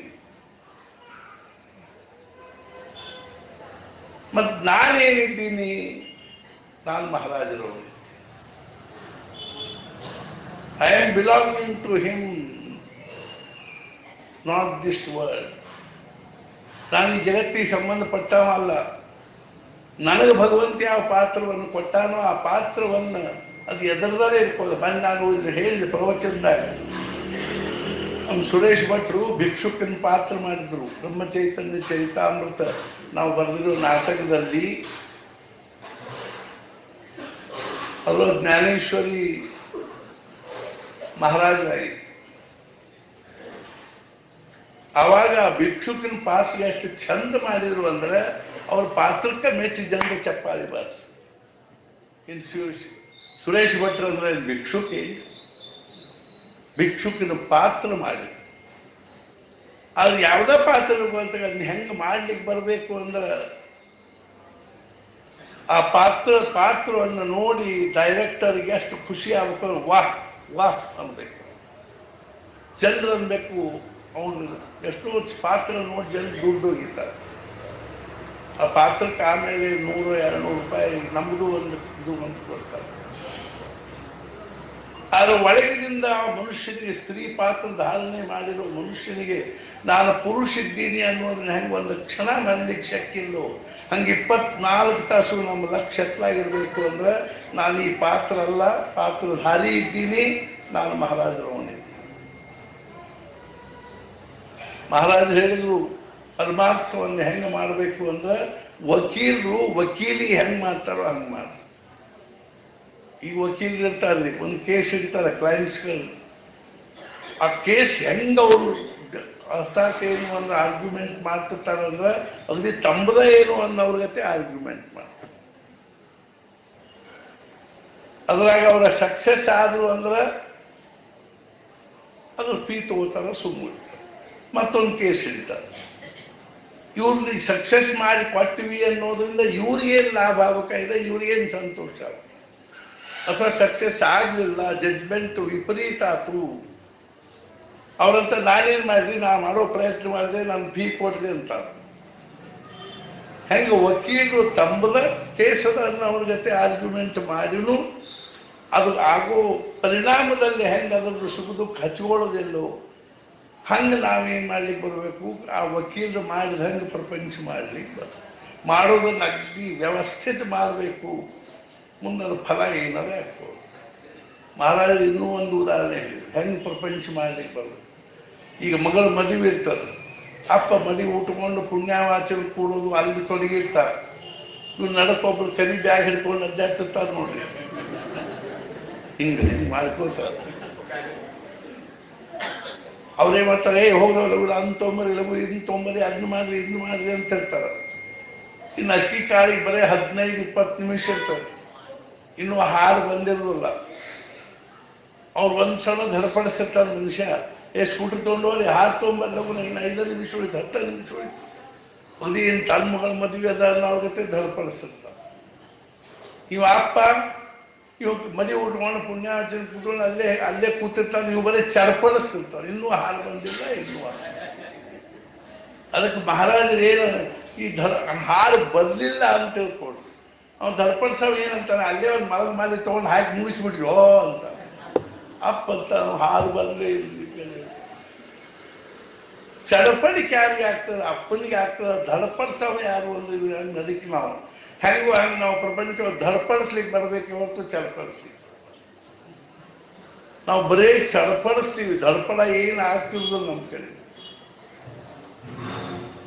ಮತ್ತೆ ಇನ್ನೂ ಒಂದು ಮಾತು,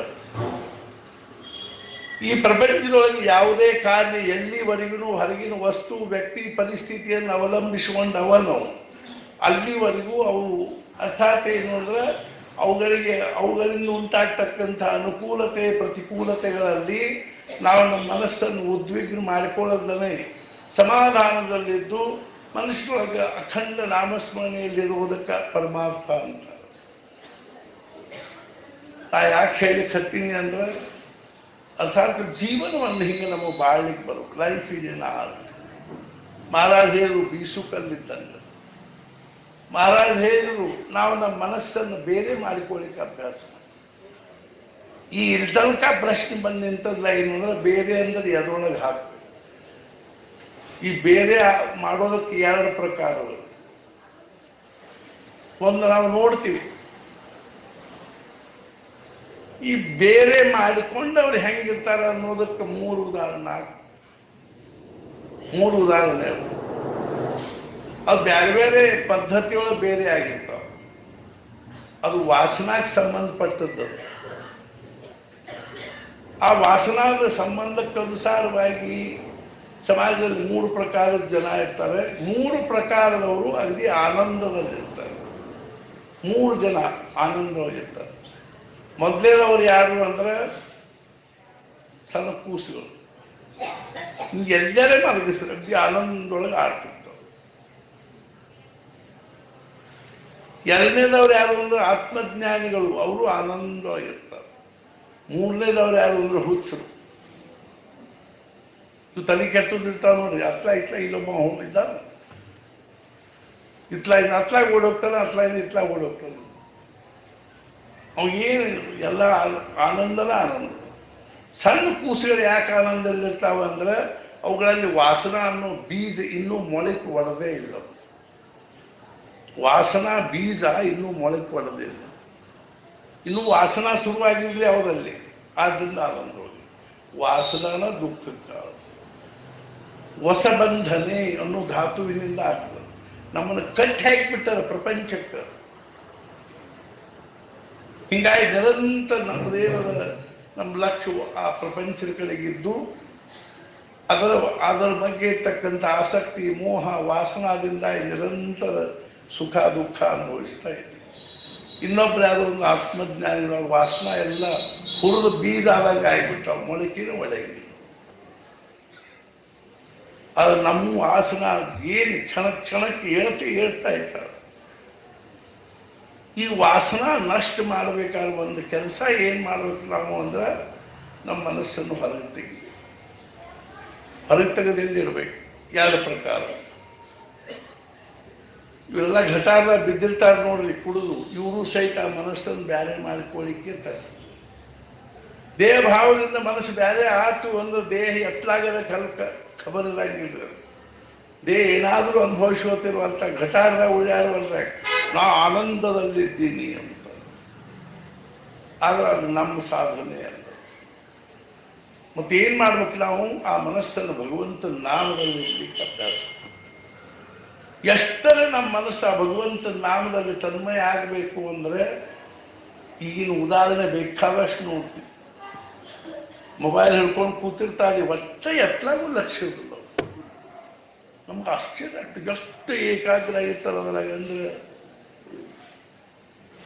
ಮುಂದೆ ಬೇಕಾದಂತ ಒಂದು ಶೋಭಾಯಾತ್ರ ಮೆರವಣಿಗೆ ಹೊಂಟಿರ್ಲಿ, ಹೆಣ ಹೊಂಟಿರ್ಲಿ, ಬೇಕಾದಿರ್ಲಿ, ಇವ್ರದ್ದೇನು ಮೊಬೈಲ್ ಹೋಗೋದು ಗೊತ್ತಿಲ್ಲ.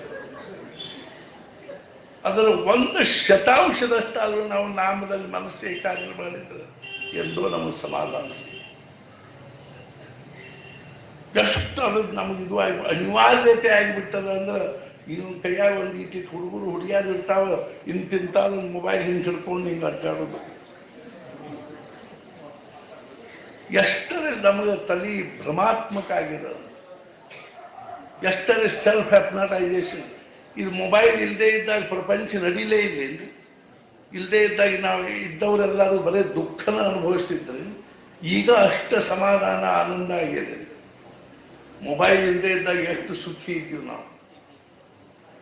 ನಮ್ಮ ಊರಾಗ ಹಕ್ಕ್ಯಾರ ಓಣಿ, ಇತ್ಲಾಗ ಗುಡ್ಯಾರ ಓಣಿ, ಇತ್ಲಾ ಚಿಪ್ಪಲ್ಕಟ್ಟ್ಯಾರ ಓಣಿ ಅಂತವ.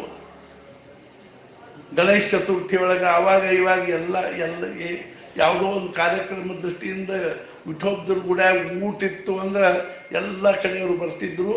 ಅವಾಗ ನೀವೇ ಆರಾಮೇನ್ರಿ, ನೀವು ಆರಾಮೇನ್ರಿ, ಹಾ ನಾವ್ರಿ ಆರಾಮ್ ಅಂತ ಹೋದ್ರು ಅಂದ್ರೆ ಮತ್ತೊಂದು ಊಟದ ತನಕ ಅವ್ರ ಪೂರ್ತೇಕ ಅವ್ರು ಆರಾಮ. ಈಗ ಕೂತದ ಮೊಬೈಲು, ಆರಾಮಿದ್ದಿಲ್ಲೋ, ಊಟ ಮಾಡಿದಿಲ್ಲೋ, ತಿಂದಿಲ್ಲೋ, ಕುಡಿದಿಲ್ಲೋ, ಎಷ್ಟು ಮಾತಾಡೋದಿರ್ತದ್ರಿ ಮಕ್ಕಳ ಜೊತೆಗೆ, ಹೆಂಡತಿ ಜೊತೆಗೆ, ಮನೆಯವ್ರ ಜೊತೆಗೆ. ಏನಷ್ಟು ಮಾತಾಡುವ ಅವಶ್ಯಕತೆ ಇಲ್ಲದ. ಚಪ್ಪಲ್ ಹಾಕೊಂಡಿಲ್ಲೋ, ಸಾಲಿ ಹೊಂಟಿ ಇಲ್ಲೋ, ಕಾಲ ಚಪ್ಪಲ್ ಹಾಕೊಂಡಿ ಇಲ್ಲೋ, ಬ್ಯಾಗ್ ತಗೊಂಡಿ ಇಲ್ಲೋ. ಹಿಂಗಾಗಿ ಮನಸ್ಸು 24 ತಾಸು ಉಂಟು. ಆ ಮನಸ್ಸನ್ನು ತೆಗೆದು ಭಗವಂತನ ನಾಮದಲ್ಲಿ ಇಟ್ಟದ್ದಾದರೆ ದೇಹ ಪ್ರಾರಬ್ಧಾನುಸಾರವಾಗಿ ಅಥವಾ ಗ್ರಹಗಳ ಗತಿಗನುಸಾರವಾಗಿ ಏನಾದರೂ ಅನುಭವಿಸುತ್ತೆ ಇಲ್ಲ. ಮನುಷ್ಯ ಅಂತ ಇದೆ. ಇದಕ್ಕೆ ನಾವು ಅಧ್ಯಾತ್ಮ ಅನ್ನೋದು.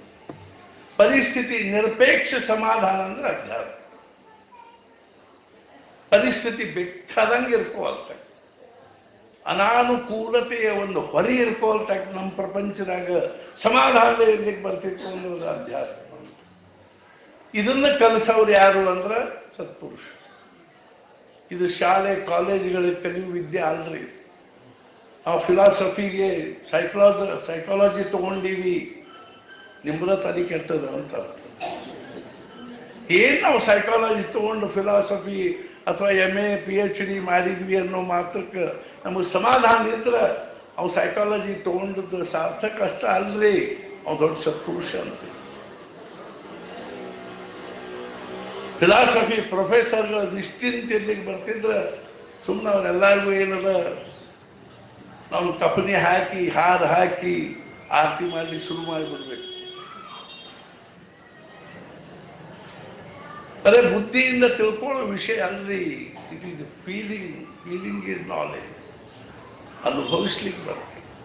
ಎಂಥ ಪ್ರತಿಕೂಲ ಪರಿಸ್ಥಿತಿಯಲ್ಲಿಯೂ ಶಾಂತ ಇರಲಿ, ಸಮಾಧಾನವೇ ಇರ್ಲಿಕ್ಕೆ ಬರ್ಬೇಕು. ಇದು ಸಮಾಧಾನದ ಯೂನಿವರ್ಸಿಟಿ ಅದೇ. ಅವರ ಏನು ಅಂದ್ರೆ ವೈಸ್ ಚಾನ್ಸಲರ್ ಆಗಲಿ ಚಾನ್ಸಲರ್ ಅವರು. ಈ ಸಮಾಧಾನ ಯೂನಿವರ್ಸಿಟಿ ಚಾನ್ಸಲರ್, ವೈಸ್ ಚಾನ್ಸಲರ್. ಸಮಾಧಾನ ಬೇಕು ಅಂದ್ರೆ ನಾವು ಸತ್ಪುರುಷರ ಸ್ಥಾನಕ್ಕೆ ಹೋಗ್ಬೇಕು.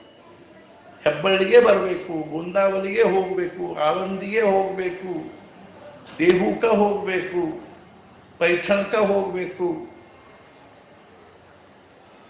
ಈ ಪ್ರಪಂಚದೊಳಗೆ ಸಮಾಧಾನ ಸಿಗಲಿಕ್ಕೆ ಶಕ್ತಿ. ಈ ಜಗತ್ತಿನೊಳಗೆ ಯಾವುದೇ ವಸ್ತು, ವ್ಯಕ್ತಿ, ಪರಿಸ್ಥಿತಿ ಸಮಾಧಾನದ ರಾ ಮಟೀರಿಯಲ್ ಅಲ್ಲ. ನಾವು ಇದ್ರೊಳಗೆ ಏನ್ ಧಡಪಡಿಸಿದ್ರು ಸಮಾಧಾನ ಆತು ಶಕ್ತಿ.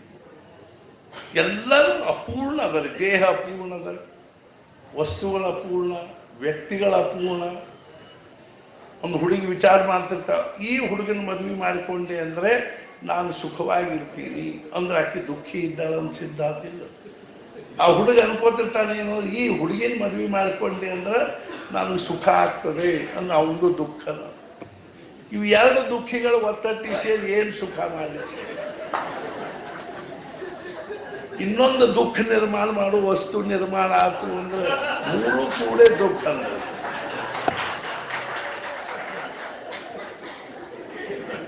ಇನ್ನು ಚಪ್ಪಾಳಿ ಬಾರಿಸಿದವ್ರು ನಾವು ಇದ್ರಾಗಿಂದ ಈ ದುಃಖದಾಗಿಂದ ಹೊರಗೆ ಬರ್ತೀವ್ರಿ ಅನ್ನಂಗ.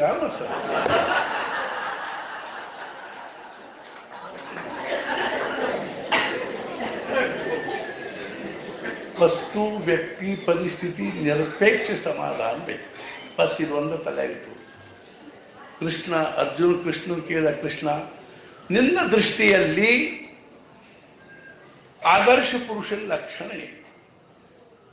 ಕೃಷ್ಣಂದ ನಿನ್ನ ದೃಷ್ಟಿಯಲ್ಲಿ ಆಗಲಿ ಏನು 18 ಅಧ್ಯಾಯ 700 ಶ್ಲೋಕ ಹೇಳಿದೆಯೋ ಇದರ ದೃಷ್ಟಿಯಲ್ಲಿ ಆಗಲಿ ನಮಗೇನು ಅನಿಸ್ತದ ಅಂದ್ರೆ, ನಾವು ಭಗವದ್ಗೀತಾ ಇದ್ರೊಳಗೆ ಹೇಳಲಿಕ್ಕೆ ಹತ್ತೀವಿ. ಎಷ್ಟೋ ಮಂದಿ ಅವಾಗ ಅಂದವ್ರು ಯಾರು ಅನ್ಕೊಳಕ್ ಹತ್ತಿಲ್ಲ. ಆದ್ರೂ ಸಹಿತ ನಮ್ಮ ಕಳಕಳಿ ಏನದ ಅಂದ್ರೆ, ನಿಮ್ಗೆ ಯಾರಿಗಾದ್ರೂ ಅರ್ಥಾತ್ ಭಗವದ್ಗೀತೆ ಒಂದು ಜಿಜ್ಞಾಸ ಇದ್ರ ಅಂಥ ಒಂದು ದಿವ್ಯ ಪುಸ್ತಕ ಗ್ರಂಥ 700 ಶ್ಲೋಕದ ಬರೀ ಜಗತ್ತಿನೊಳಗೆ ಎರಡನೇದು ಯಾವುದೂ ಇಲ್ಲ ಅಂತ.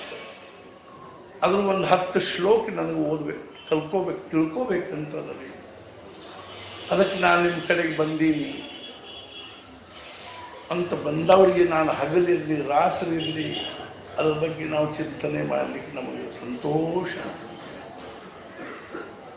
ನಿಮ್ಗೆ ಏನಿದ್ರು ಆನ್ಲೈನ್ ನೋಡ್ರಿ, ನಾವು ತಲೆ ಕಪಾಳಿ ಹೊಡಿಬೇಕಾದ್ರೆ ಆನ್ಲೈನ್ ಮೇಲೆ ಹೆಂಗ್ ಹೊಡಿಬೇಕು ನಾವು?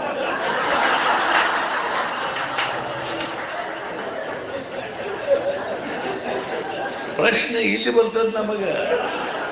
ಏನಾದ್ರು ತಪ್ಪಿದ್ರಪ್ಪ ಅದು ಕಪಾಳಿ ಹೊಡಿಬೇಕನ್ನಿಸ್ತು,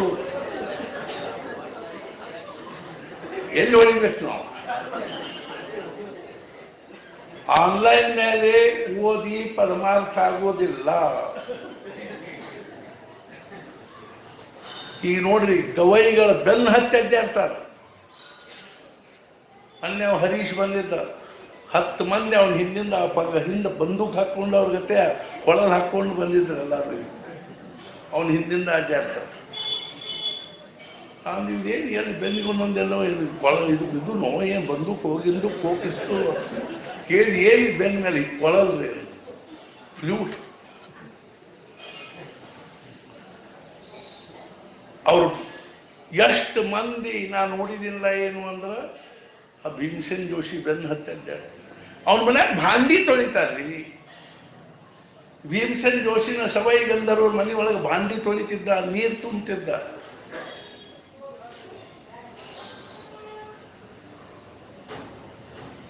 ಅವನು ಖುಷಿಯಾಗಿ ರಾತ್ರಿ ಎಲ್ಲರೂ ಮಲ್ಕೊಂಡಾಗ ಒಂದೇನೋ ರಾಗ ಹೇಳ. ಇದು ಗುರು ಶಿಷ್ಯರ ಸಂಬಂಧ. ಮಂದ್ಯಾಗ ಹೇಳುದು ಹೇಳ್ತಿದ್ದ, ಆದ್ರೆ ಯಾವ ಶಿಷ್ಯರ ಬಗ್ಗೆ ಅವನಿಗೆ ಪ್ರೇಮ ಅನಿಸ್ತಿತ್ತು ಅವನು ರಾತ್ರಿ ಹೋಗಿ ಎಬ್ಬಿಸಿ ಬಾಯಿ ಒಂದು ರಾಗ ಹೇಳ್ತಿದ್ದ.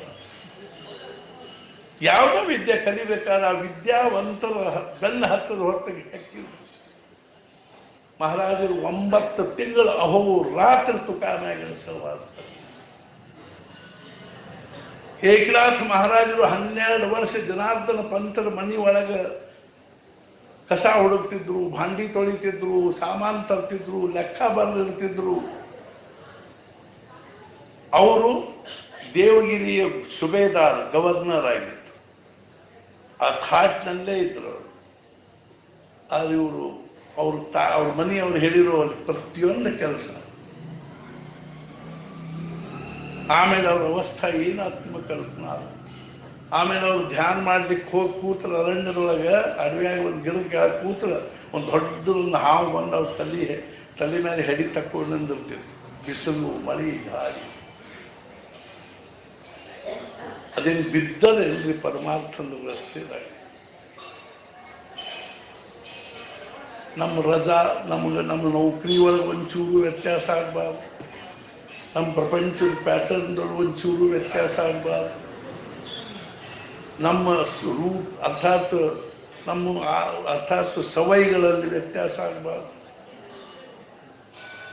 ನಮಗೆ ಅಧ್ಯಾತ್ಮ ಹೇಳಿ ನಮ್ಗೆ ಸ್ವಲ್ಪ ಬ್ರಹ್ಮಜ್ಞಾನ ಮಾಡ್ಕೋಬೇಕಂತದ. ಮತ್ಜ್ಞಾನ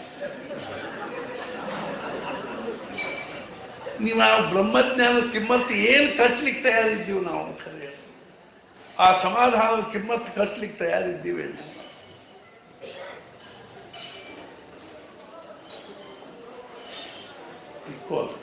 ಆದರೂ ಭಾಗ್ಯದ ನಮಗೂ ಎಂದೋ ನಮಗೆ ಬೇಕನ್ಸಿದಾಗ ಕೊಡ್ಲಿಕ್ಕೆ ತಯಾರಾಗಿ ಕೂತಾರೆ. ಮಹಾರಾಜರು ಎಷ್ಟು ಕಳಕಳಿಯಿಂದ ಹೇಳಿದ್ರು. ಕೇಶರ ಕಸ್ತೂರಿ ಅಂಗಡಿ ಇಟ್ಕೊಂಡು ಕೂತೀನಿ. ಎಷ್ಟು ಸಲ ಹೇಳೋದಿರ್ತದೆ ಅದನ್ನ.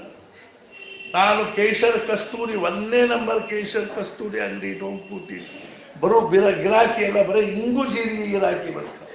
ಮಕ್ಕಳಿಲ್ರಿ, ಅದಿಲ್ರಿ, ಈಗಿಲ್ರಿ, ಪ್ರಪಂಚದ ದುಡ್ಡಿಲ್ರಿ, ವ್ಯವಹಾರ ಇಲ್ರಿ. ಎಷ್ಟು ಅವ್ರಿಗೆ ಇದು ಅನಿಸ್ತಿತ್ತು. ಆದರೂ ಅವ್ರು ಬಿಡಂಗಿಲ್ಲ. ಮಹಾರಾಜ್ ಹೇಳಿದ್ರು, ನೀವು ಒಂದು ಸಲ ನನ್ನ ಮುಂದೆ ಬಂದು ನಿಂತು ಮಹಾರಾಜ್ ನಾನು ನಿಮ್ಮವನಾದೆ ಅಂದ್ರೆ ನಿಮ್ಮನ್ನು 7 ಜನ್ಮಕ್ಕೂ ನಾ ಬಿಡೋದಿಲ್ಲ, ನಿಮ್ಮನ್ನು ಉದ್ಧಾರ ಮಾಡೇ ತೀರ್ತೀನಿ. ನಾ ಯಾರನ್ನ ಒಂದ್ಸಲ ಸ್ವೀಕಾರ ಮಾಡಿ ನಾವು ಕೈ ಬಿಡುವುದಿಲ್ಲ. ಯಾರ ಬಾಯಲ್ಲಿ ಭಗವಂತನ ನಾಮದನ್ನು ಅವ್ರ ಬಾಗಲ್ದಾಗ ನಾನು ನಾಯಿಗತೆ ಉಳ್ಳಾಡ್ತಿರ್ತೀನಿ ಅಂತ. ಯಾರ ಮನಸ್ಸಿನ ಸಮಾಧಾನ ಇಲ್ಲವೋ ಅಲ್ಲಿ ನನಗೆ ವಾಸ ಮಾಡಲಿಕ್ಕೆ ಮನಸ್ಸಿಗೆ ಬಹಳ ಚರಪಡಿಕೆ ಆಗ್ತದೆ. ಸಮಾಧಾನ ಚಿತ್ತರಾಹೇ ಸಮಾಧಾನ ಹೇಚಿ ದೇವಾಚೆ ದರ್ಶನ. ನಮ್ಮ ಚಿತ್ತ ಸಮಾಧಾನದಲ್ಲಿದ್ದರೆ ಮಾತ್ರ ದೇವರ ದರ್ಶನ ಆಗ್ತದೆ. ಅದ ದೇವರ ದರ್ಶನ, ಮತ್ತೊಂದು ಏನಿಲ್ಲ. ಭಾಗ್ಯದಲ್ಲಿ ಸದ್ಗುರುಗಳು ನಮಗೆ ಪ್ರಾಪ್ತ ಆಗ್ಯಾರ. ಅದಕ್ಕೆ ಪ್ರಪಂಚ ಘೋರ ಸಂಸಾರ ಘೋರ ಗಹನೆ ಶರತೋ ಮುರಾರೆ ಮಾರೋಗ್ರ ಭೀಕರ ಮೃಗ ಪ್ರವರಾರ್ದಿತಸ್ಯ ಆರ್ತಸ್ಯ ಮತ್ಸಲ ನಿದಾಘನಪೀಡಿತಸ್ಯ ಲಕ್ಷ್ಮೀ ಸಿಂಹ ಮಮದೇ ಕರಾವಲಂಬಂ. ಗೊಂಡಾರಲ್ರಿ ಸಂಸಾರ. ಸಂಸಾರ ಕೂಪಮತಿ ಘೋರ ಮಗಾಧ ಮೂಲಂ ಸಂಪ್ರಾಪ್ಯ ದುಃಖ ಶತ ಸರ್ಪ ಸಮಾಕುಲಸ್ಯ. ಸಂಸಾರ ಅನ್ನೋ ಒಂದು ಹಾಳ ಭಾವಿದ್ದ. ಸಂಸಾರ ಸಾಗರ ಕರಾಲ ಕಾಲ ನಕ್ರಗ್ರಹ ಗ್ರಸರ ವಿಗ್ರಹ ನಿಗ್ರಹಸ್ಯ. ಸಂಸಾರ ಅಂದ್ರೆ ಸಾಗರ. ಸಂಸಾರೇ ಸುಖಸ್ಯ ಗಂಧ ಮಾತ್ರಮಪಿ ನಾಸ್ತಿ. संसार केला, नामस्मरण केला तो वाया गेला ऐसा न देखिला नाही. अर्थात ಏನು ಅಂದ್ರೆ ಸಂಸಾರ केला तो सुखी झाला ऐसा न देखिला नाही. ಬಿಡಬೇಕೇನ್ರಿ ಬಿಡಬೇಕಾಗಿಲ್ಲ. ನಾಟಕದಾಗ ಹೆಂಗ ಪಾತ್ರ ಮಾಡ್ತೀವಿ. ಅರ್ಥಾತ್ ನಾವು ನಮ್ಮ ಮನಸ್ಸನ್ನು ಭಗವಂತನ ನಾಮದಲ್ಲಿ ಬರ್ತೇವೆ. ಕೂತಾಗ ನಿಂತಾಗ ಹೋಗುವಾಗ ಬರುವಾಗ ತಿನ್ನುವಾಗ ಕುಡಿಯುವಾಗ ಏನ್ ಖರ್ಚಾಗ್ತದೆ ನಮ್ದು.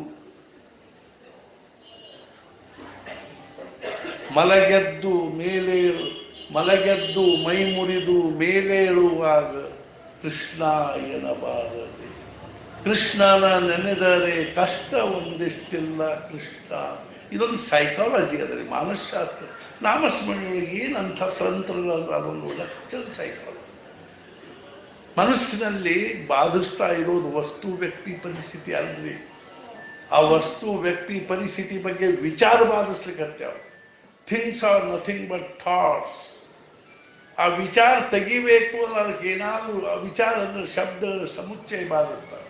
ಆ ಶಬ್ದ ತೆಗಿಬೇಕು ಅಂದ್ರೆ ಇನ್ನೊಂದು ಶಬ್ದ ಅದ್ರೊಳಗೆ ಹೆಂಗೆ ಹಾಕಬೇಕು ಅಂದ್ರೆ ನಿರಂತರ ಇನ್ನೊಂದು ಶಬ್ದ ಹಾಕೋತ ಇದ್ವಿ ಅಂದ್ರೆ ಈ ಶಬ್ದ ಎಲ್ಲ ಬಿದ್ದು ಖಾಲಿ ಆಗಲಿಕ್ಕೆ ಹತ್ತದ, ವೆಕಂಟ್ ಆಗ್ತದೆ ಮನಸ್ಸು.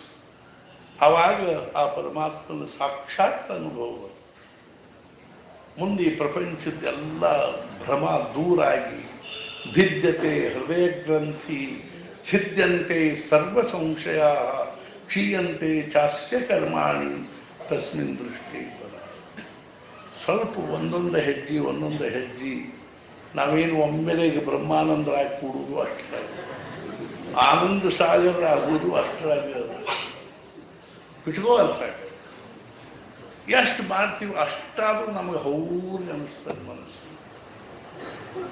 ಎಷ್ಟೇ ಮಾಡುವಲ್ಲ ಅಷ್ಟ ಹೌದು ಅನಿಸ್ತದೆ. ಮಹಾರಾಜ ಎಷ್ಟು ಚಂದ ಹೇಳಿ, ಬೆಳಿಗ್ಗೆ ಧೋ ಧೋ ಧೋ ಧೋ ಅಂತ ಒಂದು ಅರ್ಧ ಮುಕ್ಕಾಲು ಗಂಟೆ ಮಳೆ ಆಯ್ತು ಅಂದ್ರೆ ಸಂಜೆ ತನಕ ತಂಪು ಹೆಂಗಿರ್ತದ. ಅದು ಹಂಗೆ ಮುಂಜಾನೆ ಎದ್ದು ಒಂದು 5 ಮಾಲಿ 10 ಮಾಲಿ ಒಂದು ಅರ್ಧ ತಾಸು ಮನಃಪೂರ್ವಕವಾಗಿ ನಾಮಸ್ಮರಣೆ ಮಾಡಿದ್ವಿ. ಸಂಜೆ ತನಕ ತಲೆಯ ಶಾಂತ. ನಾವು ಅಭ್ಯಾಸ ಮಾಡಬೇಕು. ಏನಾದರೂ ಬೆನ್ನು ಹತ್ತಬೇಕ್ರೆ ಅದು ಇಲ್ಲದೆ ಇದ್ರೆ ಆಗುವುದಿಲ್ಲ. ನಾವು ಸಣ್ಣವಿದ್ದಾಗ ನಮಗೆ ಡ್ರಾಯಿಂಗದ್ದು ಬಹಳ ಚಟ ಇತ್ತು.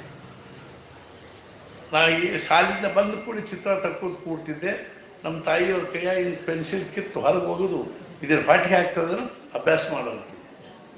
ಮತ್ತೆ ಅಲ್ಲಿ ರಾಮೇಶ್ವರ ಗುಡಿ ಅದ ನಮ್ಮ ಊರಾಗ, ಅಲ್ಲಿ ಹೋಗಿ ಕೂತು ಚಿತ್ರ ತೆಗಿ. ಧಾರವಾಡದಲ್ಲಿ ಅಲ್ಲಿ ಉಡುಪಿ ವಕೀಲ್ ಮನೆಯಾಗಿದ್ದಾಗ ಹಿಂದೆ ಪೇರು ಹಣ್ಣಿನ ತೋಟಿತ್ತು, ಅಲ್ಲಿ ಹೋಗಿ ಕೂತು ಚಿತ್ರ ತಕ್ಕೋದು ಕೂಡ್ತಿದ್ದೆ. ಶಿವಾಜಿ ಸ್ಟೇಷನ್ ಮೇಲೆ ಚಿತ್ರ ತಕ್ಕೋದು ಕೂಡ್ತಿದ್ದೆ. ಕೊನೆಗೆ ಆ 2 ದೊಡ್ಡ ಫೋಟೋ ತೆಗೆದು ಬಳಕೆ ಹೋಗಿ ಬಂದಾವಲ್ಲಿ ಇನ್ನು ಮುಂದೆ ಆಯುಷ್ಯ ಚಿತ್ರ ತೆಗಿಯಂಗಿಲ್ಲ. ಅಷ್ಟು ವ್ಯಸನ ಆಗಿಬಿಟ್ಟಿತ್ತು. ಕೂತೆ ಅಂದ್ರೆ ಊಟದ ಖಬರ್ ಇರ್ತಿದ್ದಿಲ್ಲ. ನನಗಾದ ಬಾಧಿಸ್ಲಿಕ್ಕೆ ಜಗತ್ತೆಲ್ಲ ಬಾಧಿಸ್ಲಿಕ್ಕೆ ಹತ್ತಬೇಕು. ಮನಿ ಬಾಧಿಸ್ಬೇಕು, ಮಾರು ಬಾಧಿಸ್ಬೇಕು, ತಿನಿಸು ಬಾಧಿಸ್ಬೇಕು, ಉಣಸು ಬಾಧಿಸ್ಬೇಕು, ಊಟ ಒಲ್ಲ ಅನಿಸ್ಬೇಕು, ನಿದ್ದೆ ಮಾಡ್ಲಿಕ್ಕೆ ಒಲ್ಲ ಅನಿಸ್ಬೇಕು.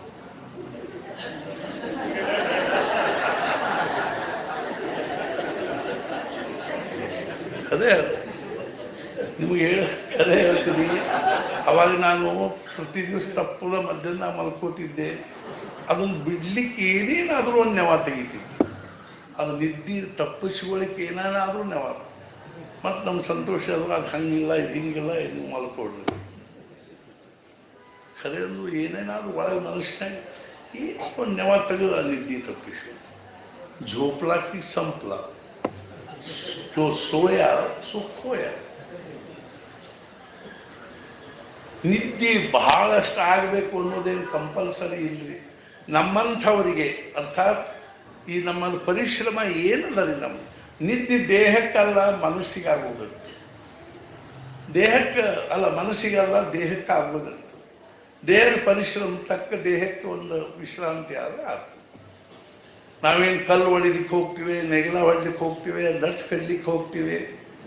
ದೇಹಕ್ಕೆ ಎಷ್ಟು ವಿಶ್ರಾಂತಿ ಆದರೂ ಸಾಕು. ಖರೆ ಹೇಳಬೇಕು ಅಂದ್ರೆ 2.5 ರಿಂದ 3 ತಾಸು ದೇಹಕ್ಕೆ ವಿಶ್ರಾಂತಿ ಆದ್ರೆ ಸಾಕು. ಮನಸ್ಸಿಗೆ ಸಮಾಧಾನ ಇರುವುದಿಲ್ಲ ಅಂತ ಕೂಡ ಮಲ್ಕೋತೀವಿ. ಮನಸ್ಸು ಸಮಾಧಾನದಲ್ಲಿದ್ದರೆ 2.5-3 ತಾಸು ನಿದ್ದೆ ದೇಹಕ್ಕೆ ಸಾಕು. ನರ್ವ್ ಸಿಸ್ಟಮ್ ಏನದಲ್ಲ ಅದು ಲೂಸ್ ಆಗ್ತದೆ.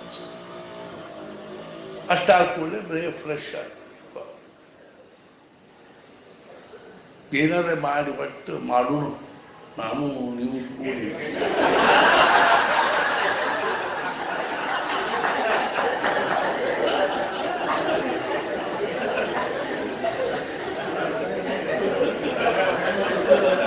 ಈ ವರ್ಷ ಮಾಡಿ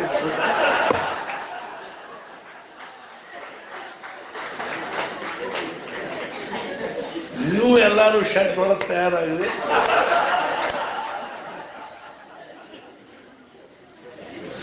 ಈ ವರ್ಷ ಮಾಡುವುದು. ಫಕ್ತ ಅವ್ರ ಕೃಪಾ ದೃಷ್ಟಿ ಇದ್ರೆ ಸಾಕು.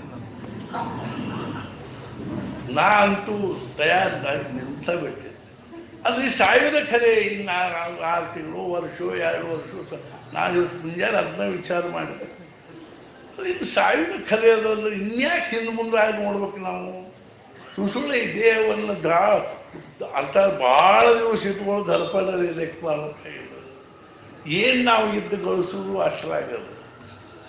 ಮನ್ಯಾಗ ಅವ್ರ ಕೈಲಿ ತಿವಿಸಿಕೊಳ್ಳೋದು ಬರುವ ಪಾಳಿ ಬರಬಾರ್ದು. ಅಷ್ಟ್ರಾಗ ಏನಾದ್ರು ಮಾಡಿದ್ವಿ ಅಂದ್ರೆ ಮನ್ಯಾಗ ಮಂದಿ ಆಹಾ ನಮ್ಮ ಅಜ್ಜ ನೋಡ್ರಿ ಹಂಗೂ ಮಾಡಿದ್ರು ಹಿಂಗೂ ಮಾಡಿದ್ರು. ಮತ್ತೇನಾದ್ರೆ ಒಂದು ಕಬೀರ ಜಬ್ ಹಮ್ ಪೈದಾ ಹುವೆ ಜಗ ಹಸೆ ಹಮ್ ರೋಯೆ ಐಸಿ ಕರ್ನಿ ಕರ್ ಚಲೋ ಹಮ್ ಹಸೆ ಜಗ ರೋಯೆ. ನಾನು ಧಾರವಾಡದಲ್ಲಿ ಮೊದಲೇ ಸಲ ಅಲ್ಲೇ ಜಗದಲ್ಲಿಲ್ಲ ಇನ್ನೂ ಅರ್ಥ ಜಗ ನೋಡ್ಲಿಕ್ಕೆ ಹೋದಾಗ ನಾನೊಂದು ಮಾತು ಹೇಳಿದ್ದು ಇವತ್ತು ನನ್ನ ನೆನಪಿನಾಗ ನಾವು ತಲೆಯಾಗ ಇಟ್ಕೊಂಡಿರ್ತೀನಿ. ನಾನು ಹೇಳಿದ ಅವತ್ತು ನಾನು ಈ ಸಮಾಜವನ್ನು ಋಣಿ ಮಾಡಿ ಸಾಯ್ತೀನಿ ಅಂತ ಹೇಳಿ. ನಾವು ಸಮಾಜವನ್ನು ಋಣಿ ಮಾಡಬೇಕು. ಸಮಾಜ ನಮ್ಮ ಹೆಸರು ಹೇಳ್ಕೋತ ಇರುವಂಗಾಗಬೇಕು. ಕೀರ್ತಿ ರೂಪಿ ಉರಾವಿ ಸಮರ್ಥರು ಹೇಳ. ಮನ್ಯಾಗಿನ ಮುಂದಿನ 15ನೇ ದಿವಸ ನಮ್ಮ ಫೋಟೋ ಕಡೆ ಸಹಿತ ನೋಡುದು.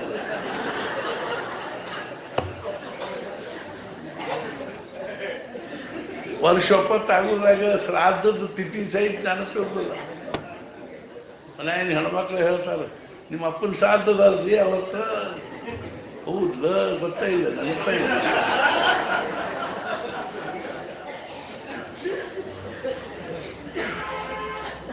ಅಷ್ಟ ನಮ್ಮ ಹಣೆ ಬರ. ನಿಂದರೆ ಎದ್ದು ನಿಂದರೆ ನೋಡೋಣ ಮಾಡೇ ಬಿಡು. ಉತ್ತಿಷ್ಠತ ಜಾಗ್ರತ ಪ್ರಾಪ್ಯವರ ಅಂದಿಬಹುದು. ಇಲಿಯಾಗಿ 100 ವರ್ಷ ಬಾಳುವುದಕ್ಕಿಂತ ಹುಲಿಯಾಗಿ 3 ವರ್ಷ. ಶಂಕರಾಚಾರ್ಯ ಅರ್ಥಾತ್ ಅವ್ರು ಹೇಳಿದ ಚಿದಂಬರಂದಲ್ಲಿ ಶಿವ ಹೇಳಿದ 100 ವರ್ಷ ಬಾಳ್ತಕ್ಕಂಥ ಒಂದು ದಾಢ್ಯ ಹುಡುಗಬೇಕು. ಅತ್ಯಂತ ಅಲ್ಪಾಯು ಆಗಿರ್ತಕ್ಕಂಥ ಸರ್ವಜ್ಞನ ಬೇಕು ಮಗ ಬೇಕು ಅಂದಾಗ ಆ 100 ವರ್ಷ ಬಾಳು ದಡ್ಡ ಮಗನ ತಗೊಂಡು ಅಜ್ಞ ಮಗನ ತಗೊಂಡು ಏನ್ ಮಾಡುದು? ಕೇವಲ 12 ವರ್ಷ ಬಾಳ್ತಕ್ಕಂಥ ಸರ್ವಜ್ಞನಾಗಿರುವ ಮಗ ಇದ್ರೆ ಸಾಕು. ಶಂಕರಾಚಾರ್ಯ ಹುಟ್ಟಿದ್ರು 12ನೇ ವರ್ಷಕ್ಕೆ ಸನ್ಯಾಸ ತಗೋತೀವಂತ. ಸನ್ಯಾಸ ತಗೊಳ್ಳಿಕ್ಕೆ ಸಿದ್ಧ ಆದ ಕೂಡಲೇ ಮತ್ತೆ 12 ವರ್ಷ. ಅಲ್ಲಿ 8 ವರ್ಷದ ಮಗ ಆಯ್ತು. ಮುಂಚೆ 8 ವರ್ಷದ ಹುಡುಗಬೇಕು, 100 ವರ್ಷ. 8 ವರ್ಷ 8 ವರ್ಷ ಇದ್ದದ್ದು 16, 16 ಇದ್ದದ್ದು 32. ಹೆಂಗೋ ಹಂಗ ಆಯುಷ್ಯ ಎಷ್ಟರೇ ಇರ್ಕೋವಂತ ಎಂದರೆ ಹೋಗಿ ಬರ್ಬೇಕು. ಏನಾದರೂ ಮಾಡಿ ಹೋಗುದು. ನೀವೇನು ಮಾಡಬೇಡ್ರಿ, ಸ್ವಸ್ಥ ಮನ್ಯಾಗ ಕೂತು 24 ತಾಸು ನಾಮಸ್ಮರಣೆ ಮಾಡಿ. ರಿಟೈರ್ ಆದವ್ರಂತೂ ಖರೆ ಅಂದ್ರು ಇತ್ಲಾಗ ಕಡ್ಡಿ ಎತ್ತಿಡ್ಬೇಡ್ರಿ ಮನ್ಯಾಗ. ನಾವು ನಮಗೂ ಅಷ್ಟ ಬೇಕಾಗಿತ್ತು ರೀ. ನಾವು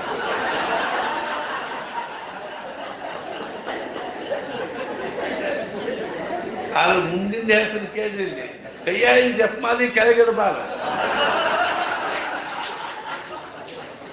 ಅಂದ್ರೆ ನಾವು ಇತ್ಲಾಗ ಕಡ್ಡಿ ಇತ್ಲಾಗ ಎತ್ತಿ ಇಡದೇ ಇಲ್ಲಿ ಕಡ್ಡಿ ಇಲ್ಲ. ನಾವು ನಿಮ್ಮ ಮನೆಯಿಂದ ತಕರಾರು ಬಂತು ಹೊರತು ಇತ್ಲಾ ಜಪಾನು ಮಾಡೋದಿಲ್ಲ, ಇತ್ಲಾ ಕೆಲಸನೂ ಮಾಡೋದಿಲ್ಲ. ಸರಳ ನಾವು ಹೇಳ್ಕೊಂಡು ಆಶ್ರಮ ಕರ್ಕೊಂಡು ಬರ್ತೇವೆ. ಮಹಾರಾಜರು ಯಾಕಂದ್ರೆ ರಿಟೈರ್ ಆದವ್ರ ಮೇಲೆ ಬಹಳ ಪ್ರೀತಿ ಇತ್ತು. ನೀವು ರಿಟೈರ್ ಆದವ್ರದ್ದು ಒಂದು ಲೀಸ್ಟ್ ಮಾಡಾಗಿದ್ದೀನಿ ನಾನು. ಅವ್ರ ಹೆಸರಲ್ಲೇ ಪ್ರತಿ ದಿವಸ ಇಲ್ಲಿ 13,000 ಜಪ ಸಂಕಲ್ಪ ಮಾಡ್ತಾರೆ. ಆ ಲೀಸ್ಟ್ ಮುಂದಿಟ್ಕೊಂಡು ಅವ್ರಿಗೆಲ್ಲರಿಗೂ ನಾವು ಮೆಸೇಜ್ ಕಳಿಸ್ಬಿಡ್ತೀವಿ. ನಿಮ್ಮ ಹೆಸರಲ್ಲೇ ನಾವು ಮಹಾರಾಜರ ಮುಂದೆ ಪ್ರತಿ ದಿವಸ 13,000 ಜಪ ಮಾಡೀವಿ, ನೀವು ತಿಂಗಳಿಗೆ ಒಮ್ಮೆ ರಿಪೋರ್ಟ್ ಒಪ್ಪಿಸ್ಬೇಕು. ಹಂಗೇನು ಮಾಡೋದಿಲ್ಲ.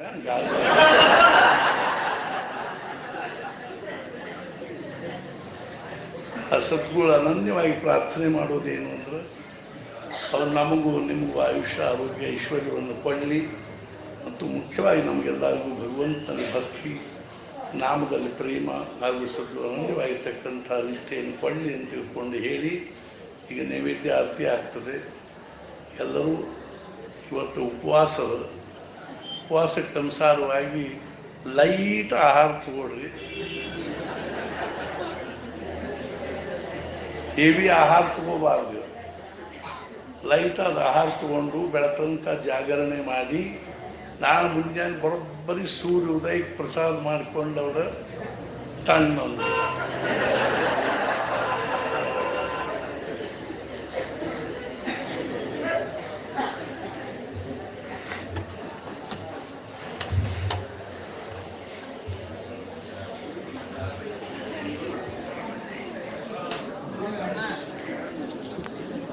Carolina.